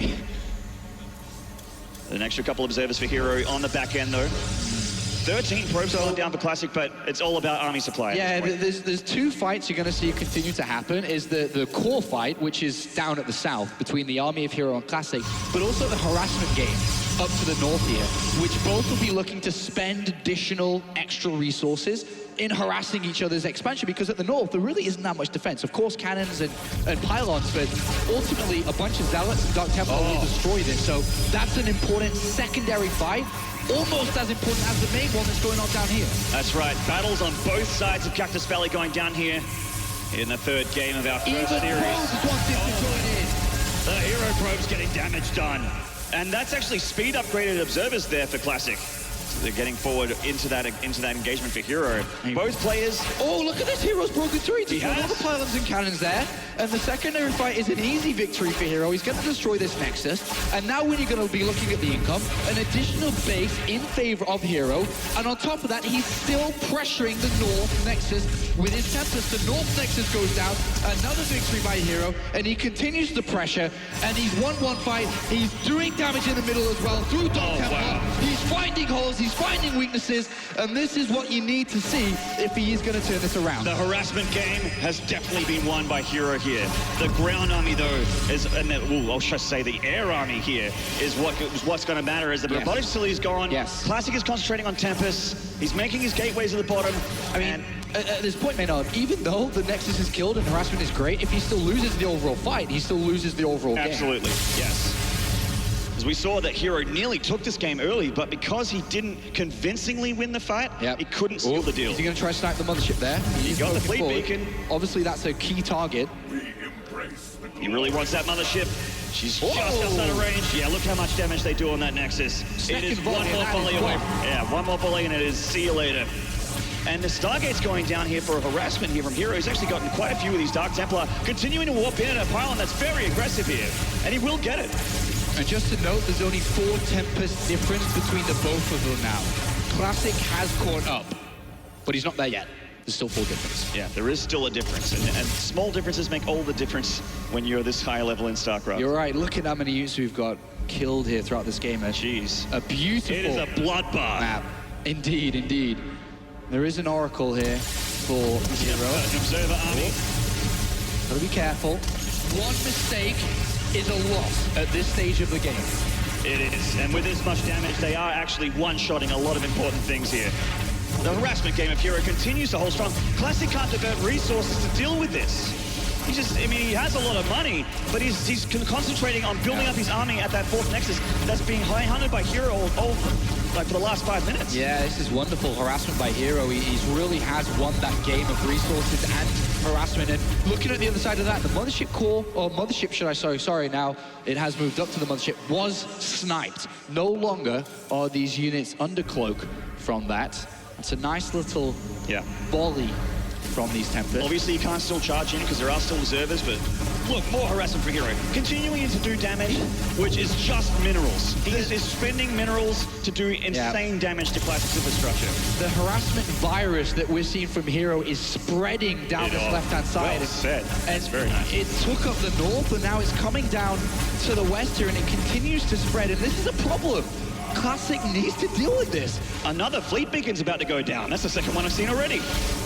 This is very difficult for Classic, who started so well in this series, but he is being outplayed. Crossing the mid-game into the late game, into the super late game, he is being outplayed. And Hero feels like he wants to do a bit more damage here. Poking forward, losing one Tempest on the back there. Colossus evaporating to that huge army in the sky.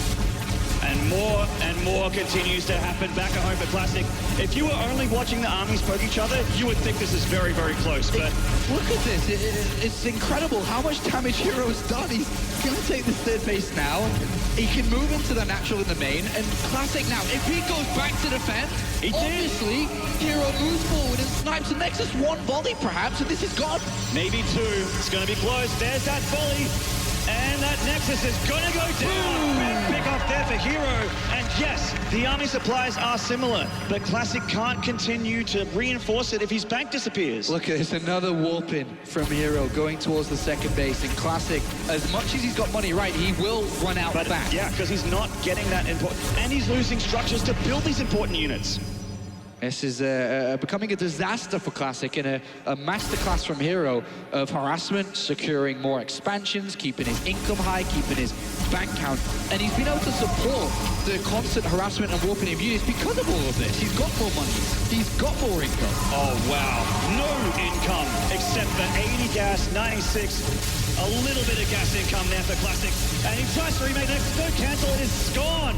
Easily picked up there by Hero. An absolutely beautiful stranglehold position here from Hero down at the south, taking down that Nexus once again.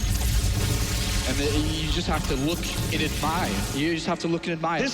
This is showing us why for most of 2015 we were saying Hero is without a doubt the greatest Protoss in StarCraft 2 at this point for this year. Absolutely. This is he's the #1 points holder for a very good reason. Games like this. Hit a wall here, Maynard, really has, and a couple of pros being thrown forward here just to just to clear up some supply so he can continue to build up his army to increase, ready for a final strike here. I mean, again, like the Legacy of the Void cinematic, the Protoss do not have a home to go home. They have nothing to go home to here for Classic. Probe versus Probes going down. Game 3 has everything. It does, it really does. Hero moves forward once again with his army and is going to deny that expansion for the 20th time. It feels like it. Game. And Classic is just, he's bleeding out here. Look at his bank. Remember what I said about that bank? It is gone. And he's got no income. None of it is coming back. He is in a death animation right now. He really is, he really is. And I can't help but feel this series started with so much adrenaline and excitement as we saw game number 1 start and end so fast. Game 2 slowed down a little bit as both players found their footing in this series. And game 3 has gone the distance. Now, one thing that may happen here is that Classic has almost a 70 supply advantage here in Army, so he is going to pick a fight. The Mothership is gone, though, and Hero has all these cannons to fall back to, giving him that advantage in this battle. He does, and he's got a lot of money to rebuild as well. Remember, Classic has no money in the bank. Everything he loses These here losses are almost useless. will not be replenished. That's right, it's all about the battle in the sky here. Taking out those of the observers, taking out the Tempests. So even though in the army supply at the south here, you see the numbers 99 to 146, we will see Hero climb up. All that money is going to be built with more units, and he will start to catch up to that number, as you see now, 4 additional Tempests. And Classic, who has no income, he's long distance mining from the south position now, is looking to see if he can win the game with the army that he has, and that is all he has. And a unit like that going down is expensive and, like I said, cannot be replaced. And he's dropped the Revelation on the Tempest as well. If he gets to a better position, he can actually engage this from a slight range advantage. It's just, he's taking it easy here. Hero doesn't want to throw it away. He's got time, he's got money. Exactly. Just needs to wear him down, wear the army down, build up, overtake. 4 more Tempests, 12 more High Templar, 5 more Archons into the mix. Take your time, breathe. It's an easy game to win. You don't want to mess this up. Classic is on the ropes, and Hero just has to finish him off at this point. It is. And slowly as we see those supplies trickle down for the SKT1 player, the CJ crowning jewel is moving across the map here to try and seal the deal. Now we can see that Classic is doing damage back at home in Hero's base. Yeah. But he really cannot engage this. So this is a little bit risky from Hero because he's going to lose all his key structures inside the main base. So he's obviously going to be looking out to get as many units as he can, but he will lose these structures eventually if Classic continues to push forward, which means Hero also will not be able to continue to rebuild, but Classic has chosen to go a little bit south here, which is allowing the additional expansions and income around the map to continue to power up the Stargate. So 4 more Tempests will complete. Another fleet beacon will complete. More fleet beacons going down. He's actually, just wasted structures here for Classic. Yeah. And look at the army supply now. And there it is. 53 for Hero, 139 for Classic. He's bought the time necessary, and all he needs to do now is join forces together to strike. Likewise, Hero joining forces together. Imagine if Classic found the reinforcements and found the weakest side of this army. Yeah. This could flip on its head still. Absolutely. I've seen crazier things in my time in StarCraft. If he comes up into the main and just picks off 6 Tempests, all of a sudden he's got a fighting chance and a head-on engagement. As it stands, though, Hero is beefing things up and he is in an incredible advantage. 50 supply up. So perhaps Hero destroys a lot in the main base here and then recalls back to his original main base himself to join forces together. This lowers the risk of trying to join the 2 armies together that Classic could find in the middle. You could almost even spring a sandwich here with all that many Tempests from his main swinging in. There is no Mothership or anything like even going to be a Nexus to recall to here. Classic is gone. He's lost everything. I mean, at this point, as you can see on screen, he doesn't have any buildings left. He could just get eliminated from this, and we may not even see the epic conclusion to the map. We want to see the fight break. We want to see this fight break out. And Classic does too, because he has actually got a pretty similar army supply, but he does still have the advantage to Hero. Every single advantage is to Hero right now. 10 Tempests difference. There's no probes. There's no probes for Classic, so his entire structure... He can't base race. He can't base race. He has to defend this here, otherwise he simply will be eliminated. So he's going to have to go back to defend, and it looks like Hero bringing the units together is going to push the issue. I'm struggling to find a way that Classic wins this game right now, because if he takes the fight against Hero's army, it looks like he's going to lose. He may just lose before that. Exactly, these are his last remaining structures, Apollo. And he dropped the Envision there. It looks like Hero is just going to eliminate Classic. The fight is going down. Classic is forced to try and make something happen here. While he's going down, Hero's actually going to recall. He's taking it so carefully. Oh, shaky hands there from Hero. He's like, if I go for these structures, I may not get them and may lose my entire army and then may lose the entire game. So he says, whatever, let me get out. Let me find my entire army together. As you can see, 28 Tempest to 19. Join your army together, and you're going to win the fight. I think and it was still the correct, comes down to Classic decision for the fight, right, in the middle, if he still finds it. Definitely the correct decision there from Hero, I feel. Just to take, like, you know, we all wanted to see that engagement, but Hero wants to see himself get 2-2, and that one Archon. That does not look consensual. These fat guys are stuck in there. Bit of a problem. I don't think Hero realizes either. No, not just yet. Sad. But fortunately, he has so many Tempests that it probably doesn't even matter. He probably doesn't even need those Archons. Yeah, I don't think he does, to be honest. I don't think he does. But Hero's got his army together, and it looks like Classic is going to walk into this one a little bit, if you don't mind me saying. Yeah. And this is the epic conclusion, but I feel like we've already read the last page of the book here. We have, and the engagement, even this engagement starts beautifully for Hero as the volleys go up, taking out a Tempest, and the mothership does go down, but he's like, hello, here's the rest of my army, and Classic is not going to take this series right now, right here. Hero with a fighting chance. An absolutely wonderful game from both players here, but at the end of the day, Hero is going to win this fight and win this game. GG! Beautiful game from CJ Entis' ace player, Hero. Fantastic game of StarCraft there. Really, really enjoyed that one, and I hope you guys did at home. And of course, in the arena here, Hero on the ropes, on the back foot, when all the pressure of being eliminated by the same player at the same stage as last year was on his shoulders. He shrugged it off. He shrugged it off, and he performed better than he has done, obviously, in this series. And to be honest, better than we've seen him during the global finals, and that was wonderful to see.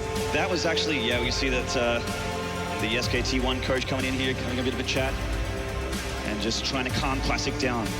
He knows he's got an map advantage still in this series. Yeah, he's very, very mental at this point. You can see that. He's very shaken. He's shaken. That was a big loss there. Fantastic performance, but currently here at the halftime, it is 2-1 for Classic. Hero crawling back, though. He is, and I got to say, that's the best game of StarCraft I've seen from Hero in recent memory.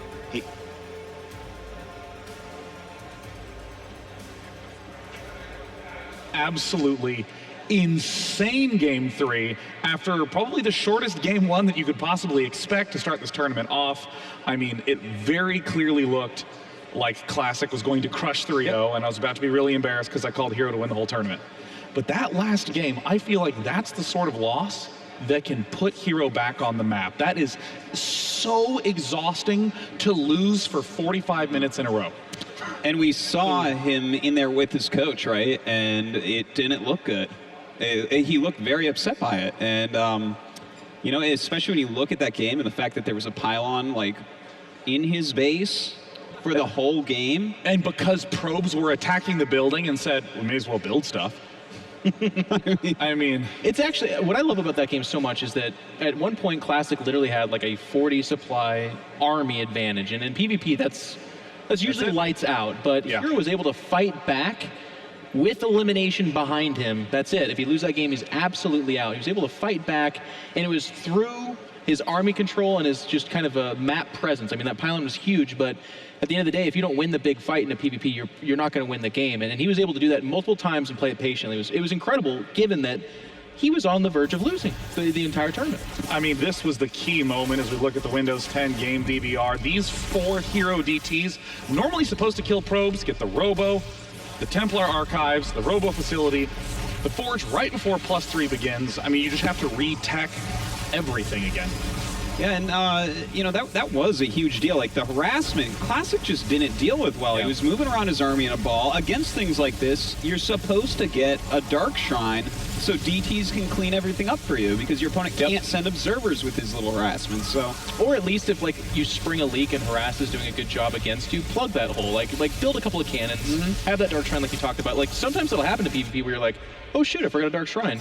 Well, you should realize that as the harass is happening, probably. What I really liked about the way Hero played in the end is that he was in control the whole game and then did not force the fight, because that's a really easy way to throw away the game. If you're winning for 30 minutes, but then you lose that one big deathball fight in PvP, you lose anyway. So it was a very smart play, very patient, and also psychologically winning, as you said, for 45 minutes in a row. It's just going to do something. Well, okay, so here's what I'm curious about, is that certainly there was a period when I was watching and I was like, good job, Hero, don't engage, play patient, hang on. But there came a point where I was like, oh, okay, Hero, play patiently.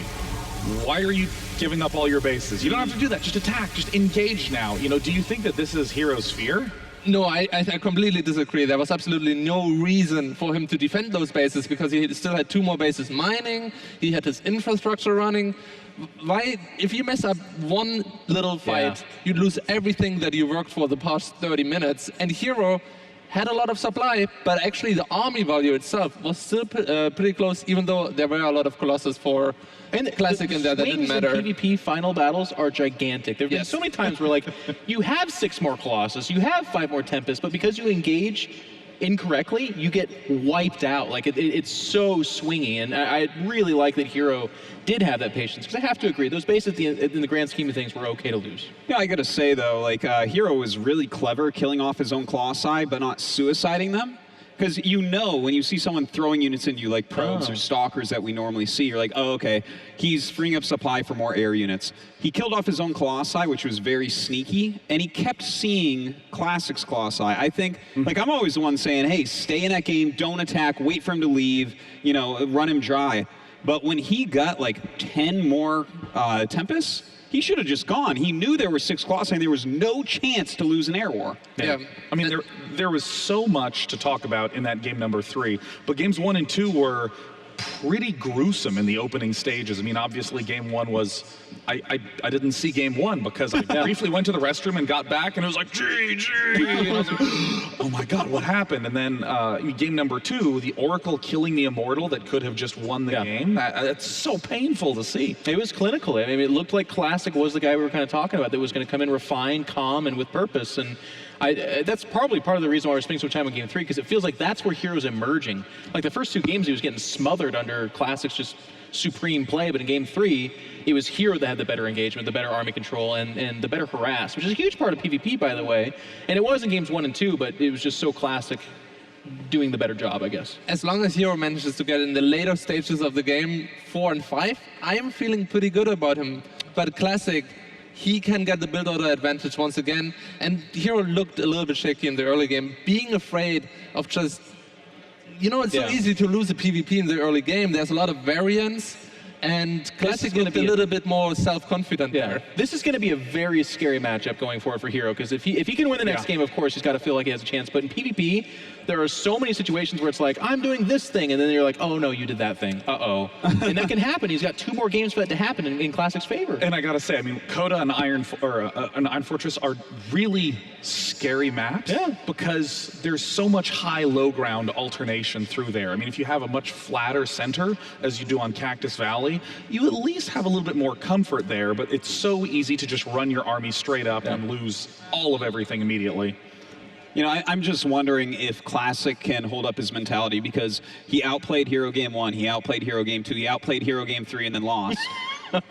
And he looks shaken, and at the end of the game, like, it was like watching a robot with his circuits, you know, malfunctioning. It just, StarCraft.exe was not working well in his head at that moment. He just fell apart at the end. He looked crushed with his coach talking to him, and I mean, Hero may have just won the series with that game. That is a possibility. Good time to call a timeout too, though, and kind of collect yourself. That's why we're here. When players request timeouts, breaks away from the game, especially after a long game like that, we're here to make sure that you're not just looking at them, burying their face in their hands. But Classic still is not back in his booth. He is taking his time. He is taking a long time away to really mentally recoup, because, I mean, I cannot stress how difficult it is to win after you have been losing in a game for 45 minutes where it felt hopeless, and it was. That's exhausting. Well, you say that, but that's not technically true, right? Like, I think we agree he was leading at least half the game, and then definitely in the end it was like a boa constrictor. Like, we all saw Hero with the army advantage from the majority of that, and the harass was very clearly killing Classic, so it did go on for like 15 minutes. But I think what makes this so hard for Classic is he probably at some point had that distraction that we were talking about, where he was like, yo, bro, you just did it. You 3-0'd Hero. Yeah. You just won like $100,000 probably. And he allowed that into his head, and then Hero punched back, and now all of a sudden he's like, I need a 20-minute break because I'm going to go punch some walls. Yeah. I mean, I think all of us have had that moment where we go, I did it. I won. And I've never won when I think that. I've never won. Yeah. I had a few of those. Yeah, here and there. I mean, how do you recoup now? So, I mean, that's like the big question that I think if we were able to answer that in truth, we wouldn't be sitting on this couch. But for a lot of those guys, it is like a break like this where they go and they just say, get it all out of your head. We had a plan for Coda. We had a plan for Iron Fortress. Yeah. And that's Classic too, by the way. That's what he does. Like, the first two games were very build order advantage and then hold and win. And even in game 3, it was build order advantage and hold, but the hold part was what shook up. So I still feel like you got to feel good for Classic, but the fact that he isn't back, the fact that this was such a nerve-wracking loss, you got to factor it in. It's BlizzCon, for Pete's sake. There's no bigger stage. I think it's okay for Classic because at least the next map is Coda, which is very normal. So he won the first two-player maps, which are more standard. Sure. Maybe Pritchard is a little bit odd, but he lost on the big map Cactus. And if we would follow up with Iron Fortress again, which can to some part play out very similar to Cactus, it might be a little bit harder for mentally, but Coda, he can just get a quick victory once again. Maybe. I think that's a very good point. I do want to jump in and also add that SKT1 has 4 players here, as well as both of their top 2 coaches. So he definitely has the people behind him to get him calmed down in this short amount of time. If he can calm down, these are the people to help him with it. Now, it is kind of funny, though, in StarCraft, that like 3 of those people that want him to calm down are also competitors in the tournament. So they're like, man, what a bad loss that was, wasn't it? Aren't you nervous now? And he's like, get away from me, innovation. I got to focus, you know. Like. Now, are any of you changing your predictions for this? Oh, Dario is. No, I'm sticking with my prediction. No, man. That's not how it works either. We can't change our predictions, actually. Wow. I'm not a coward, Day 9. I will stay with Classic here. He's Artosis is many things, but a coward he is not. You're saying you're not a coward when you're sticking with the guy who's leading and is on match point. You're so brave. Really inspired. He's like, look up to me, guys. Someone's got to do it. Someone's got to do it, you know? So I know Classic. I hear you. I'm bravely choosing to stay with Classic as well. That's right. This one. Like I said, I need to get a lot of points back in the caster prediction game. I'm sticking with Hero. Again, my favorite to win the whole tournament. And, you know, in game number 2, which I think we've talked about the least, I felt like that really showed how when Hero gets into those late game circumstances, he gets better and better and better. He was quite far behind and managed to look okay. He started to do a lot of very difficult to judge multi-pronged attacks. It was really the final engagement where he faltered most. But if he can get to that mid-late game, clearly that's where Hero shines. I mean, one of the ways to look at it is I feel like Hero got stronger as the matchup went on, right? Game 1 was his least impressive. Game 2 got a little bit better. Game 3 was obviously his win and perhaps his best display yet. So who knows if Game 4 gets even better. Wow. Look, I actually think that, like, if he wins Game 4, I think Classic needs to finish it off here because, like Dario was saying, you know, even if Hero loses Game 1, Game 2, he can still fight back because he gets better as series go. You just mentioned that as well. Yeah. The fact that we saw him, his mentality already starting to break. We're going into Game 4, and then Game 5 is a big 4-player map again. A lot harder to kill your opponent early on there. So I think that Classic really needs to shut him out here on Coda. An essential match for game number 4. And we've all been in this situation. If you are ever down in a best of X series and everything is resting on that one next match, and if you win, everything is resting on the next match, it is so easy to fall apart in that circumstance. Game number 4 underway. It's Classic versus Hero. Take it away, Apollo and Maynard. And we are resetting the stage here. We just got that we got that little bit of hype there with that Hero win, so a lot of the fans are feeling like the momentum maybe with him, but we can't ignore the fact that Classic is still one map away from victory. Hero needs to win the next 2. Yeah, looking forward to this one. It's time to get into this one. Who's going to take it? Will Classic close it out or not? Yeah, it's hard to say, man. I think even the prediction, I'm glad that everyone's brave and sticking with their predictions there. I actually tipped Classic as well myself, but it is so tough when Hero looks that good on Cactus Valley. Getting in Dakota in the top left here. One map away from the round of 4. It is SKT1's Classic.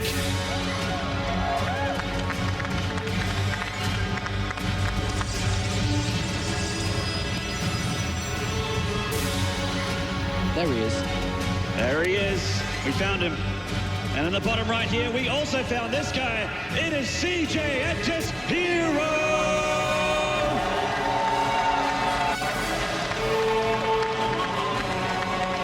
The sound system and the thunder in the crowd, you can hear there are a lot of fans for these players here today. Beautiful crowd here in Anaheim. On the world's biggest stage, can you bring the world's best play? Is a question now that we need to see from both sides. As both mentioned, or all mentioned on the couch, is that Classic's best chance to win this series is this map. He does not want to lose 2 games in a row where obviously he's going to be shaken up. Going into game number 5 when Hero's going to have 2-game momentum in his favor, a 4-player map where it is more risky and can be more dangerous, especially against a player with momentum. This is the map that Classic needs to finish this. It does seem like with these 2 players, if you look at them, Classic likes that earlier to mid game. Hero, however, loves that late game. We can see that even when you look at his percentages, when he plays those later games, he does tend to win in this matchup. And so, Artosis is very correct. He is, sometimes. He is. Sometimes. Well, in this case, he is absolutely correct in my eyes. And to continue on with what Artosis said, I popped to get some more water back there, and I ran past Classic, who was having a one-on-one with his coaches. It was great to see. I Love Ove, obviously one of them. Yeah, a legend of the StarCraft era. Legend from StarCraft, now a coach on SK Telecom. Was talking to him, was calming him down. I've no idea what he exactly said, obviously. But it's always good to have that type of manpower behind you, and we'll see if it shines through. Classic is going to scout his opponent much earlier, much faster than Hero. Yeah, opting for that extra scout, it's just a slight income difference, but really nothing to write home about. He does get to see what's going on in Heroville. Not much in Heroville. With a Sentry coming out for Hero, looking like he wants to go for that quicker expand. Yeah, quicker expand. It could be for hallucinated energy, or energy for hallucinated phoenixes. He does throw down a Twilight Council straight off the back of it. So perhaps not. He cancelled it. Yeah, so we'll see.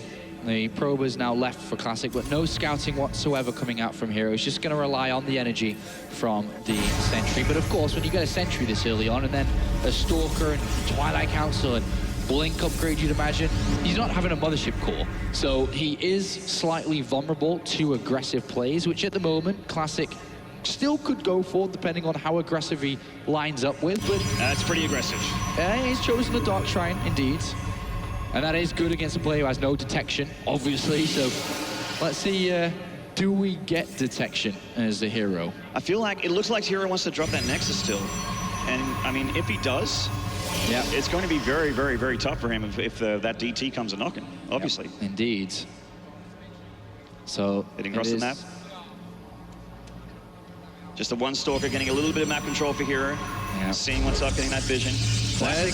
The finisher, as we can call it, the finisher could be the Dark Templar. We've seen games end instantly. At this moment, Hero, 0 detection. He's got 3 gateways, Twilight Council and Blink. This could be over in a very anticlimactic way as he goes in.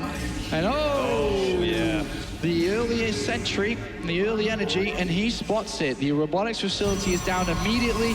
He would probably want to warp in another sentry so that he could force field the ramp, knowing that this is very close to finishing, but he should be fine. This is not going to end instantly. Yeah, he is getting a bit of breathing room here. Obviously, a very well-timed here scout for Hero. Denying this probe, just going to get a little kill there, and the 2 TTs are coming. Obviously, the robotics facility isn't done, but he can force field them and keep that time up that he sorely needs. Yeah, he's got to buy a bit of time here. We should not be seeing these enter the main base. As you can see, Hero eyes on the ramp. The Nexus will get cancelled, but that's okay. It's a big investment from Doc Templar for 2 of them, and Classic is able to get his expansion up behind this. Yeah, there's obviously no way Hero is going to be over there doing the damage. That second force field, not sure if necessary. I think they do 2 Dark Templar. No, there he is. Second force field not necessary, which means he's going to have to warp in another one, or at least block the ramp for a little bit. He doesn't actually have one just yet. No force field just yet. Oh, Stalker getting hurt a little bit. He does have to let that one in, but the Observer is out, so he can pick the fight. Blink there, keeping that one Stalker alive from Hero. And now he is going to expand himself. Yeah, can safely do that now, so gearing up into that 2 base territory. Really nice macro from Hero there to not take too much damage. Yeah, much faster Nexus coming out from Classic. He's also got his Immortals down, so it by no means was a failure at all, this Dark Templar opening. You can go as far as head to say that that was rather good for Classic.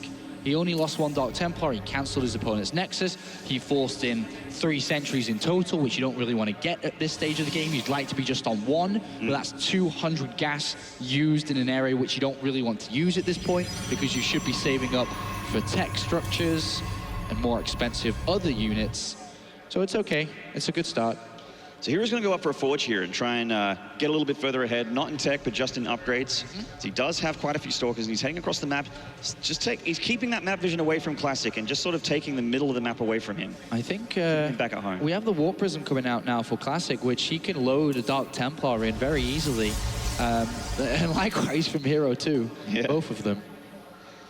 So Hero, obviously he has a robotics facility, he has the Observers, and Classic, he's making Immortals back at home, so he knows what Hero loves to do, and that is blink. He obviously showed his hand a little bit earlier with that defense against the DTs. And both players are really looking hard to touch here. I mean, obviously the Warp Prism, like you mentioned, can get into the main, can drop those DTs and do damage. But it just feels like Hero's not far away from defending it if that does happen. Well, if he does take damage, you'd be starting to criticize him a little bit, saying that, you know, that he does have a lot of tools to defend this, and 2 Dark Templars, both of them, no.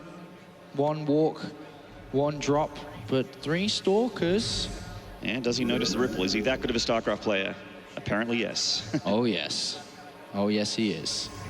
Very, very nice star sense there from Hero. But single DT will come in, but I mean, there is a mothership core, there is sentries, there is no detection on the natural. Yeah, he actually does have it in the main, so he's going to get 2 probes for this Dark Templar here, and he's going to warp in and obviously bring it down. The Classic's not done here. He's going to split up his damage. Another Dark Templar going into the main. This one is in detection, though. 4 probes down and more to go down. This is great from Classic. 7, and he may even get more than that. It is going to stop at 7, but that is a nice move coming out. Well done from Classic, stretching the supply lead 10 in his favor while getting his upgrades while building Colossus. Another nice victory here for Classic, or small victory at the start of this game. And we saw the harassment master from that last game. Hero hasn't done any just yet. He's been worrying about not taking too much damage from Classic, which unfortunately happened. So he could even lose the Stalker here. It is on hold position. There we go. That would be a bit sloppy there if he was to lose that. But so far, definitely Classic in a lead again.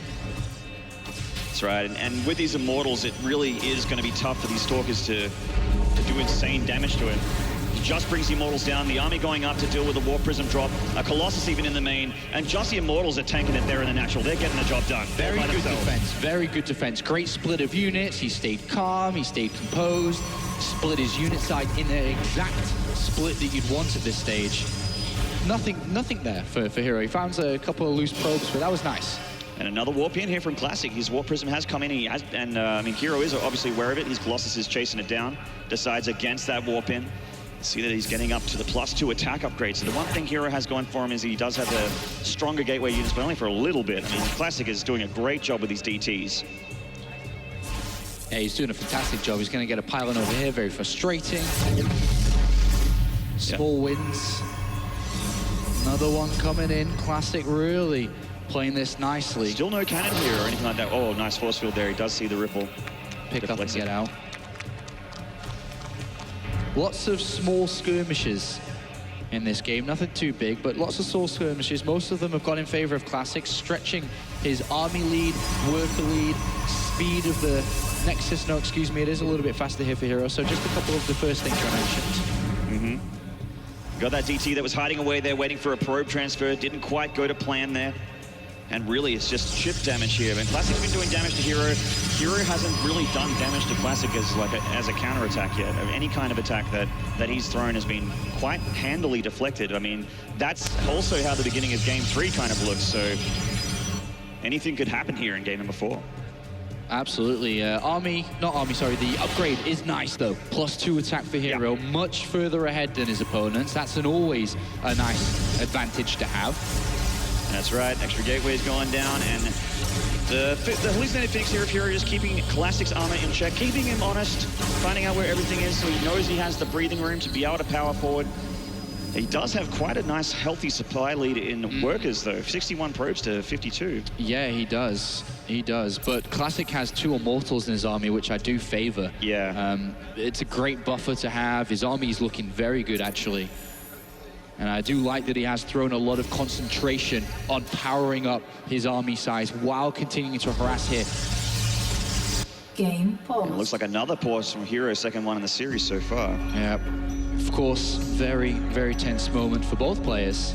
Both of them have a guaranteed $7,500 for being at this stage of the tournament, but it is double moving into the semifinals where they would have 15, and then it is a $50,000 finish for second, and of course first place takes home the 6 figures, 100K. Right. The big 100K, that is a $250,000 prize pool. Insane money, but the kind of money you'd expect at a tournament this prestigious. Absolutely, absolutely. It's the World Championship after all. That's right. Doesn't get better than this. Classic is using this break to also get a little bit of talk here from his coach. One of his coaches, I should say. I think that's the admin, actually. Oh, okay. Yeah, I think that's the admin. Just probably making sure everything's okay. And probably, usually when pauses like this happen, the admin comes over as well and says, oh, by the way, he paused because of this. We'll start the game in a couple of seconds. Yeah. So obviously Hero, with these pauses, maybe a little bit frustrating, but he is, you know, he doesn't want to concede anything here. He's taking this very, very seriously. This is his tournament life that he's quite literally playing for. Yeah. Single elim. So, of course, very, very tense here in the arena. You can probably hear a penny drop at this moment, as both players looking to find their way to the semi-finals. Hero currently down in this series, trailing 2-1 if you're just tuning in. That's right, if you're holding breath at home, please don't hold it for too long. Prefer you to be conscious so that you can see this game number 4 go down. And it's going to be restarting again very, very shortly. And let's talk about what we sort of left the stage at here. So Hero with the upgrade advantage. Sure, he's got an upgrade advantage for sure, but it is a slight overall advantage for Classic. A little bit of a better army, and that's where his advantage really lies. If they were to fight right now, we force them to fight. I guess you could call it the Heroes of the Storm arena type game. If they were to fight in the middle of the map because they're forced to, then it would go in favor of Classic. He's got the better army currently, but of course, the longer the game goes, there are ways to come back, and Hero does have that Warp Prism out, which he can use. But right now, he's consistently defending, always. Warp Prism here, Dark Templar over there, move my army over here. While all that's going on, of course, Classic deploying the aggression is furthering his army and spending money that Hero has to spend on defending into his army size. And that's kind of where we are at this moment. Yeah, Hero lost like, what, was it 7 probes to that DT harassment in the early game there for Classic? And he's 10 probes ahead at this point, which means he's put a lot of his money back into his economy. Yeah, back into his economy. Which he does have, but when it comes down to it, you're right. If the armies clash, he's going to be in a spot above it. Yep. All right, so it seems that we are going to have to reboot up the replays, or at least resume from replay, should I say. Yeah. As there was an issue which will get fixed in a second. But a tense moment here for CJ Hero, of course, a 5-time StarCraft 2 champion. But right now, none of that matters. He's going up against a rival in essence. Yeah. They're absolutely rivals. When we talked about at the beginning of the series, if you guys just tuning in, these guys have, I mean, Classic has the winning record against Hero, but it has been such close series, and they are both very closely matched. Absolutely. I mean, the thing is, you know, we do have the best players in the world here. Every single one of them against each other, no matter which way you look at it. On a good day, we can see upsets easily at the World Championship here. So it really is about bringing the best possible game on the day when it matters the most. And unfortunately, in the round of 16 that happened just last week at opening week, there were favorites eliminated. They didn't bring the best. There's a handful of 3-0s there. Does tend to happen. I mean, StarCraft is that kind of game. Even if you're closely matched, even if the games look close, the scoreboard doesn't always tell the story. Well, the winner of this will be going up in the semi-finals tomorrow against either, of course, the winner of our next series coming up straight away, Innovation versus Life. The reigning world champion will take to the stage and see if he can deliver the X factor against Innovation, of course, who is the reigning GSL champion and is looked upon by many StarCraft fans around the world as the current best player in StarCraft 2. His form is incredible. He demolished one of his rivals in the round of 16 in Zest. So of course that is going to be a highlight game of ours that's just around the corner. And he also recently won the final season of GOM's GSL as they move into Africa TV. So he is a very recent GSL champion, which is a great indicator of who is the most powerful in the Korean scene. Absolutely, absolutely.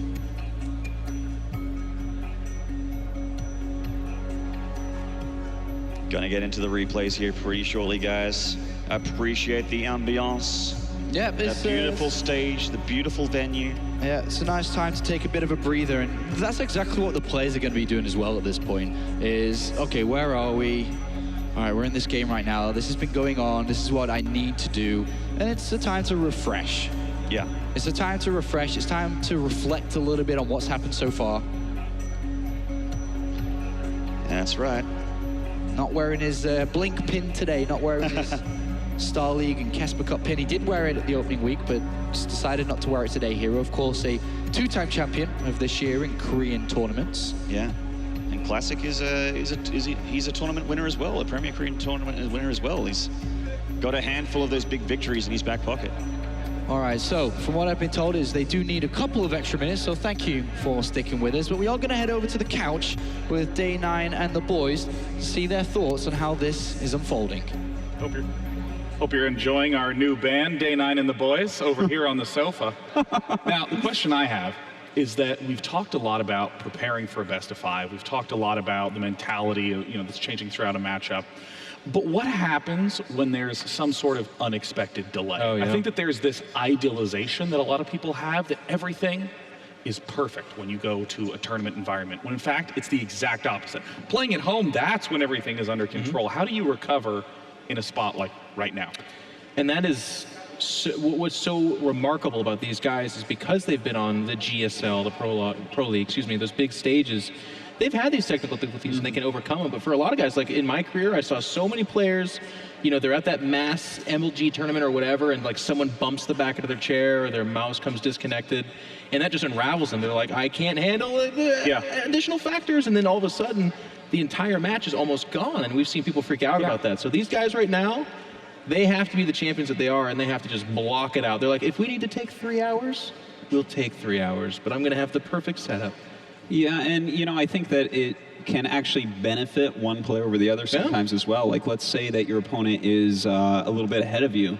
You can get behind and they get a tempo advantage. They start like harassing you everywhere, and basically everything's happening a little bit too fast for you. But during a big pause like this, while you're just sitting in there alone, you are literally going to think over every second of the game. Like, okay, I'm going to do this click and then that click, and then I'm going to move these units here, and you're going to be able to, the next few seconds when this game unpauses are going to be so fast. I have a throwback. I want to ask you, because you've been in this situation many a time, but one time I remember, Idra WCG 2007 was Dark Templar dropping you, and the disconnect screen came up. Did it help you that there was a pause in the game, or did it make it worse that your arch enemy was dropping Dark Templar at that moment in time? Well, I thought he was my friend. As soon as he dropped those Dark Templars, I knew otherwise.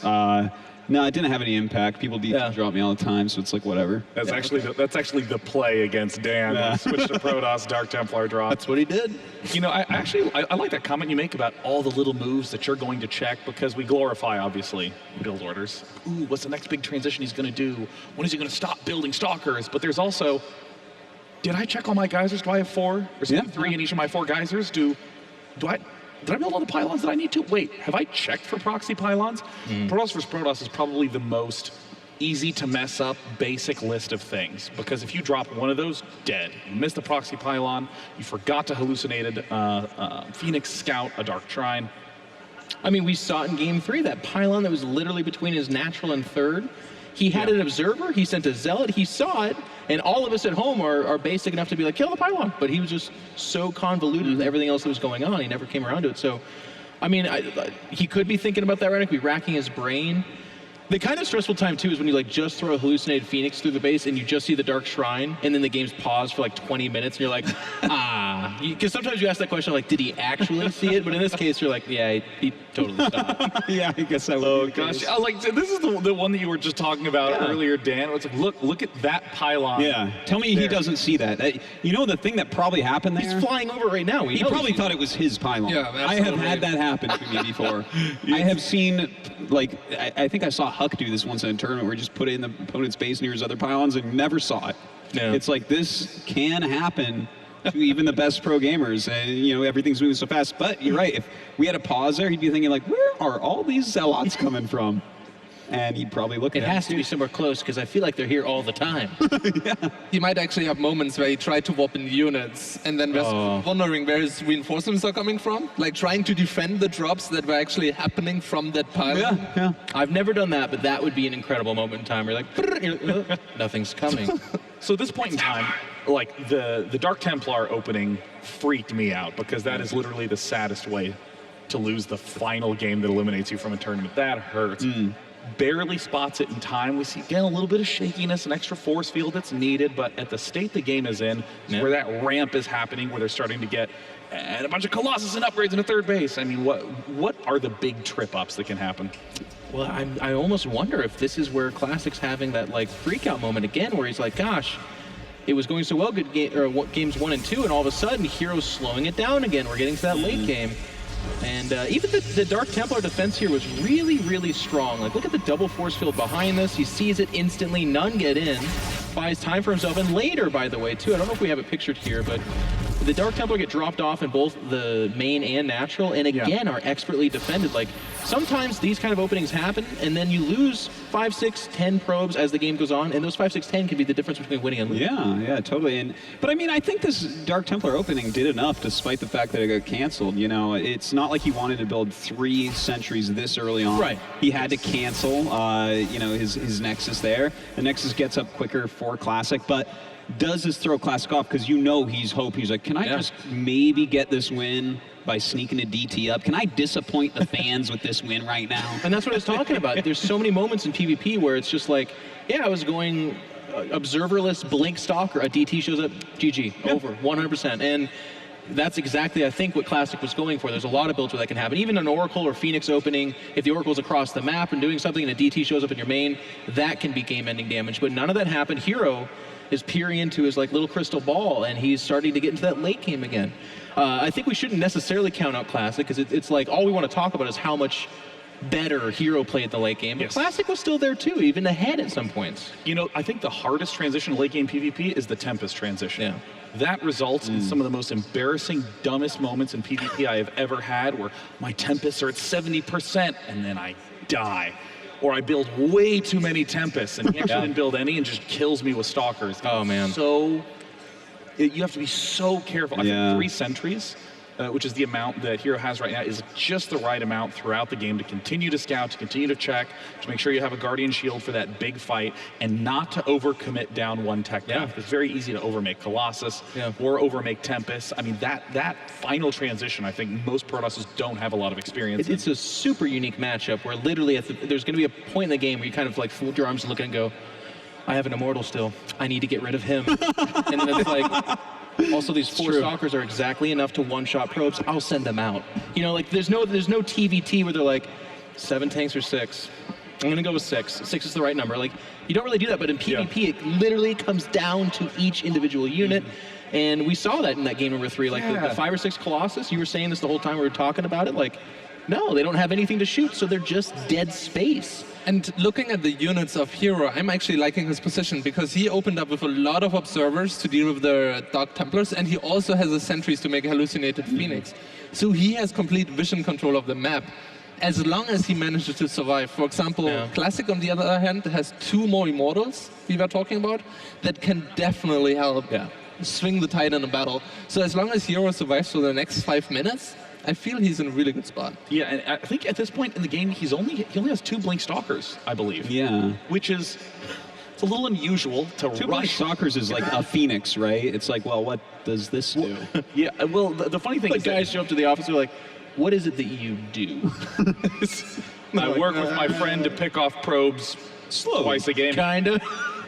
But We can kill observers. I think my favorite part of what you said, Jeff, was the really strict analysis you do in the late game. Yeah. We even heard Apollo and Maynard talking about this, where they're like, there's a Zealot counterattack, and if we count the Zealots, that's 28 supply. Yeah. If we look at the probes, it means that this is happening. That might not be good. It's killing a Nexus right there. They're not spaceships. Yeah, I mean, it cannot be stressed enough that in PvP, the big final fight is it. Everything is so focused on that big final fight. You know, TVZ, we've seen games where the players are whittling each other away all game long. Main armies clash constantly, but PvP, it's the one fight. And it becomes, it's like everything gets hyper-focused and weird too. We saw the Mothership itself get picked off twice, and that is a gigantic deal specifically with their army compositions, because you do not want Tempest with Mothership. Well, if you have that, you do, engaging just Tempest, because they'll be whiffing on shots, they'll be focusing a single volley into the Mothership itself, and then that's several volleys into the Tempest, and all of a sudden you're up 8 or 9 Tempest. Like, it gets really weird and hyper-focused. And that's what's so cool and beautiful about this matchup, too, is sometimes it's just the critical error of, like, I took all my Tempest and shot into one thing, whereas, like, the really skilled player splits them up on 6 and 6, and they each one-shot something. It gets crazy, not even on just on the unit composition level, but also on the micro level. And that's where I feel like if Hero can get there, as Dario said, it starts to become a little bit of, wow, game 5 maybe. I hope we go to a game 5 so you can sweat and I can high-five Dario. That's I like sweating. I think I want you to sweat. Dan, sweating's great. We'll sweat together. All right, that sounds fantastic. But I want to remind you guys is if this goes to the late game, one of the biggest problems last game for Classic is he didn't have a Dark Shrine. Yeah. But he DT rushed this game. I tell you what, he has a Dark Shrine. And you're sending in 20 Zealots late game against him, I guarantee you he will warp in some DTs this time to deal with that and not lose all his buildings twice. That reminds me of how great the building placement was by Hero. I mean, just perfect walls. And it's that efficiency of buildings where they weren't extra pylons or extra gateways. They're the gateways and the pylons that he was going to be building anyways. And that army of Zealots ran straight into the DTs, which easily defended. And it's just that hyper efficiency that's just so elegant. That is Hero. Tis. Dario, what's your favorite part about Protoss? My favorite part about Protoss is that in Legacy of the Void, force fields are not as important anymore. Okay. So you're saying force fields are your favorite part about Protoss? I think actually that's I've never heard a Zerg say that before. That is so interesting. Quill, let's call David. David. Bring back force fields and Legacy of the Void, please. Thank you. Make them larger. just covers a natural expansion. You don't have to move there. Still 50 energy, but destructible. Force fields actually become destructible rocks. It's just They have health, but they stay there until they're destroyed. So like you can show up to a Protoss base and there's just like a screen-wide size of just force fields. You're like, well, this is going to be annoying. Now, to ensure that Dario cannot defend himself and cannot claim that he, in fact, doesn't like playing against Force Field Zerg, let's throw it on over to our casters as we have Game 4 continuing right now. Hello again, all you StarCraft fans at home, and hello BlizzCon. Wakey, wakey, everybody. It is time, almost, to get back into the game. We have figured things out backstage, and both players are ready to see, well, we're all ready to see, including the players, who ties the series, if he can tie the series, or if it's all over for Hero. Yeah, Classic could move into the semi-finals with a victory here on Coda. The game is almost loaded back up. The players are ready. As you can see on the screen right now, and of course, on the stage, Hero praying For the last 5 seconds before we jump into this one, it is all or nothing for Hero. That's right, a Classic rolling up his sleeves. I've got some work to do, says the SKT1 player. And the CJ Entis ace is going to try and show everyone why he was always talked about and hyped to be the best Protoss player in StarCraft 2. Let's get into it, guys. The game has resumed.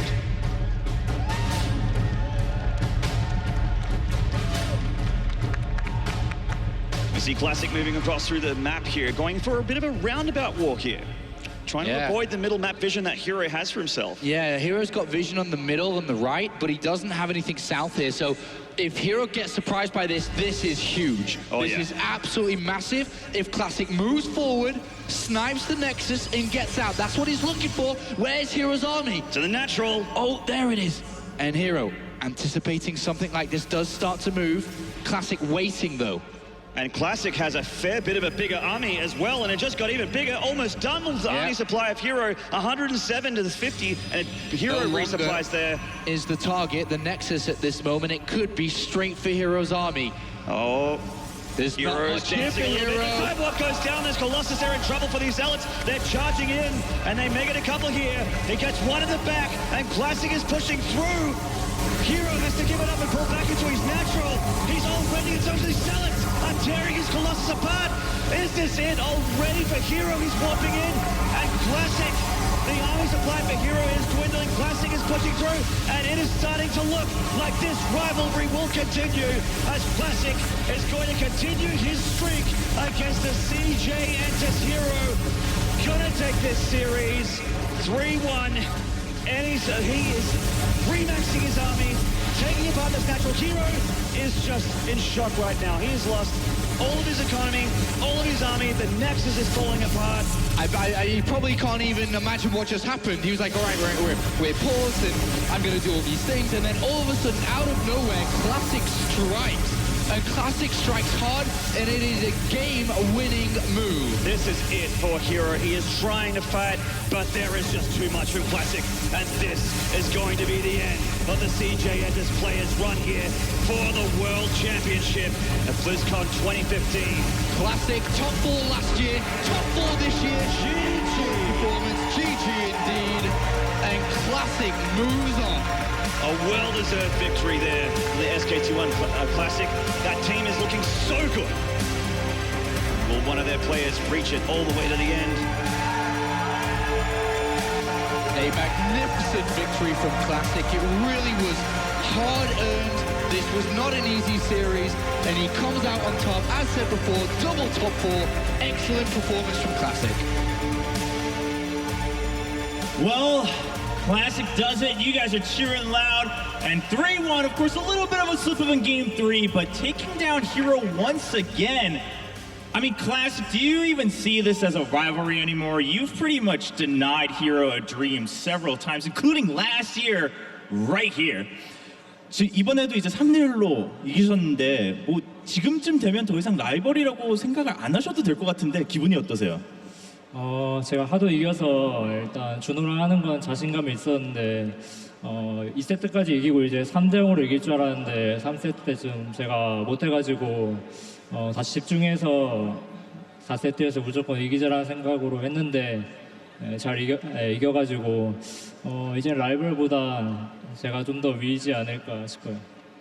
Well, you know, I came in really confident. I've beaten him countless times before, so, you know, I was feeling comfortable. When I was up 2-0, I went into Cactus Valley and I was like, I can beat him 3-0. I did make a mistake, went down, gave him a map, of course, still up 2-1, and I said, well, I gotta finish it in map number 4. I won 3-1, and now, yeah, I think you're right. I don't think we're really rivals anymore. I think, you know, I'm at least a little bit ahead on top of Hero. I'm definitely going on. This guy's moving on to the semifinals, ladies and gentlemen. Now, I want to ask you this, too. Now you're moving on to the semifinals here. I mean, you were here, of course, last year, too. But if you win BlizzCon, I mean, I would assume people here are going to be chanting your name. How much would it mean to you to be able to hear Classic fill this arena? 올해 이제 다시 이제 준우승 준결승까지 이제 가셨는데 만약에 여기서 우승을 하신다면 정말 애나임 캘리포니아에서 클래식 그걸 계속 들으실 수도 있어요. 만약 그걸 들을 수 있다는 게 얼만큼 큰 의미가 있을까요? 그냥 그게 이제 프로게이머로서 최종 목표일 수도 있을 만큼 그 승리하고 환호성이 정말 많은 힘이 되거든요. 그래서 저도 그걸 꼭 느껴보고 싶어서 이제 4강에서 떨어지지 않고 결승 가서 꼭 우승하고 싶어요. 4강에서 무조건 결승까지 갈 자신 있으세요? 솔직히 4강이 제일 고비인 것 같아요. 제가 작년에도 4강에서 떨어졌고 대신 4강만 이기면 우승할 수 있을 것 같아요. Well, hearing your name fill a stadium is every pro gamer's dream, and that's what's motivating me this year too. I think, you know, if I can go to the finals and hear that, that'd be such a dream come true. And if I can just get over the semifinals, I think that's always going to be my hardest obstacle. But if I can beat my opponent in the semifinals, I think I'm going to be picking up that trophy. Ladies and gentlemen, Classic moves on to the round of 4 here at the WCS Global Finals.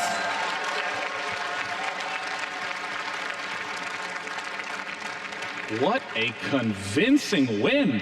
We were up here talking nonstop about what could happen in Game 4, and it comes back, bam, instantly done, over in less than a minute.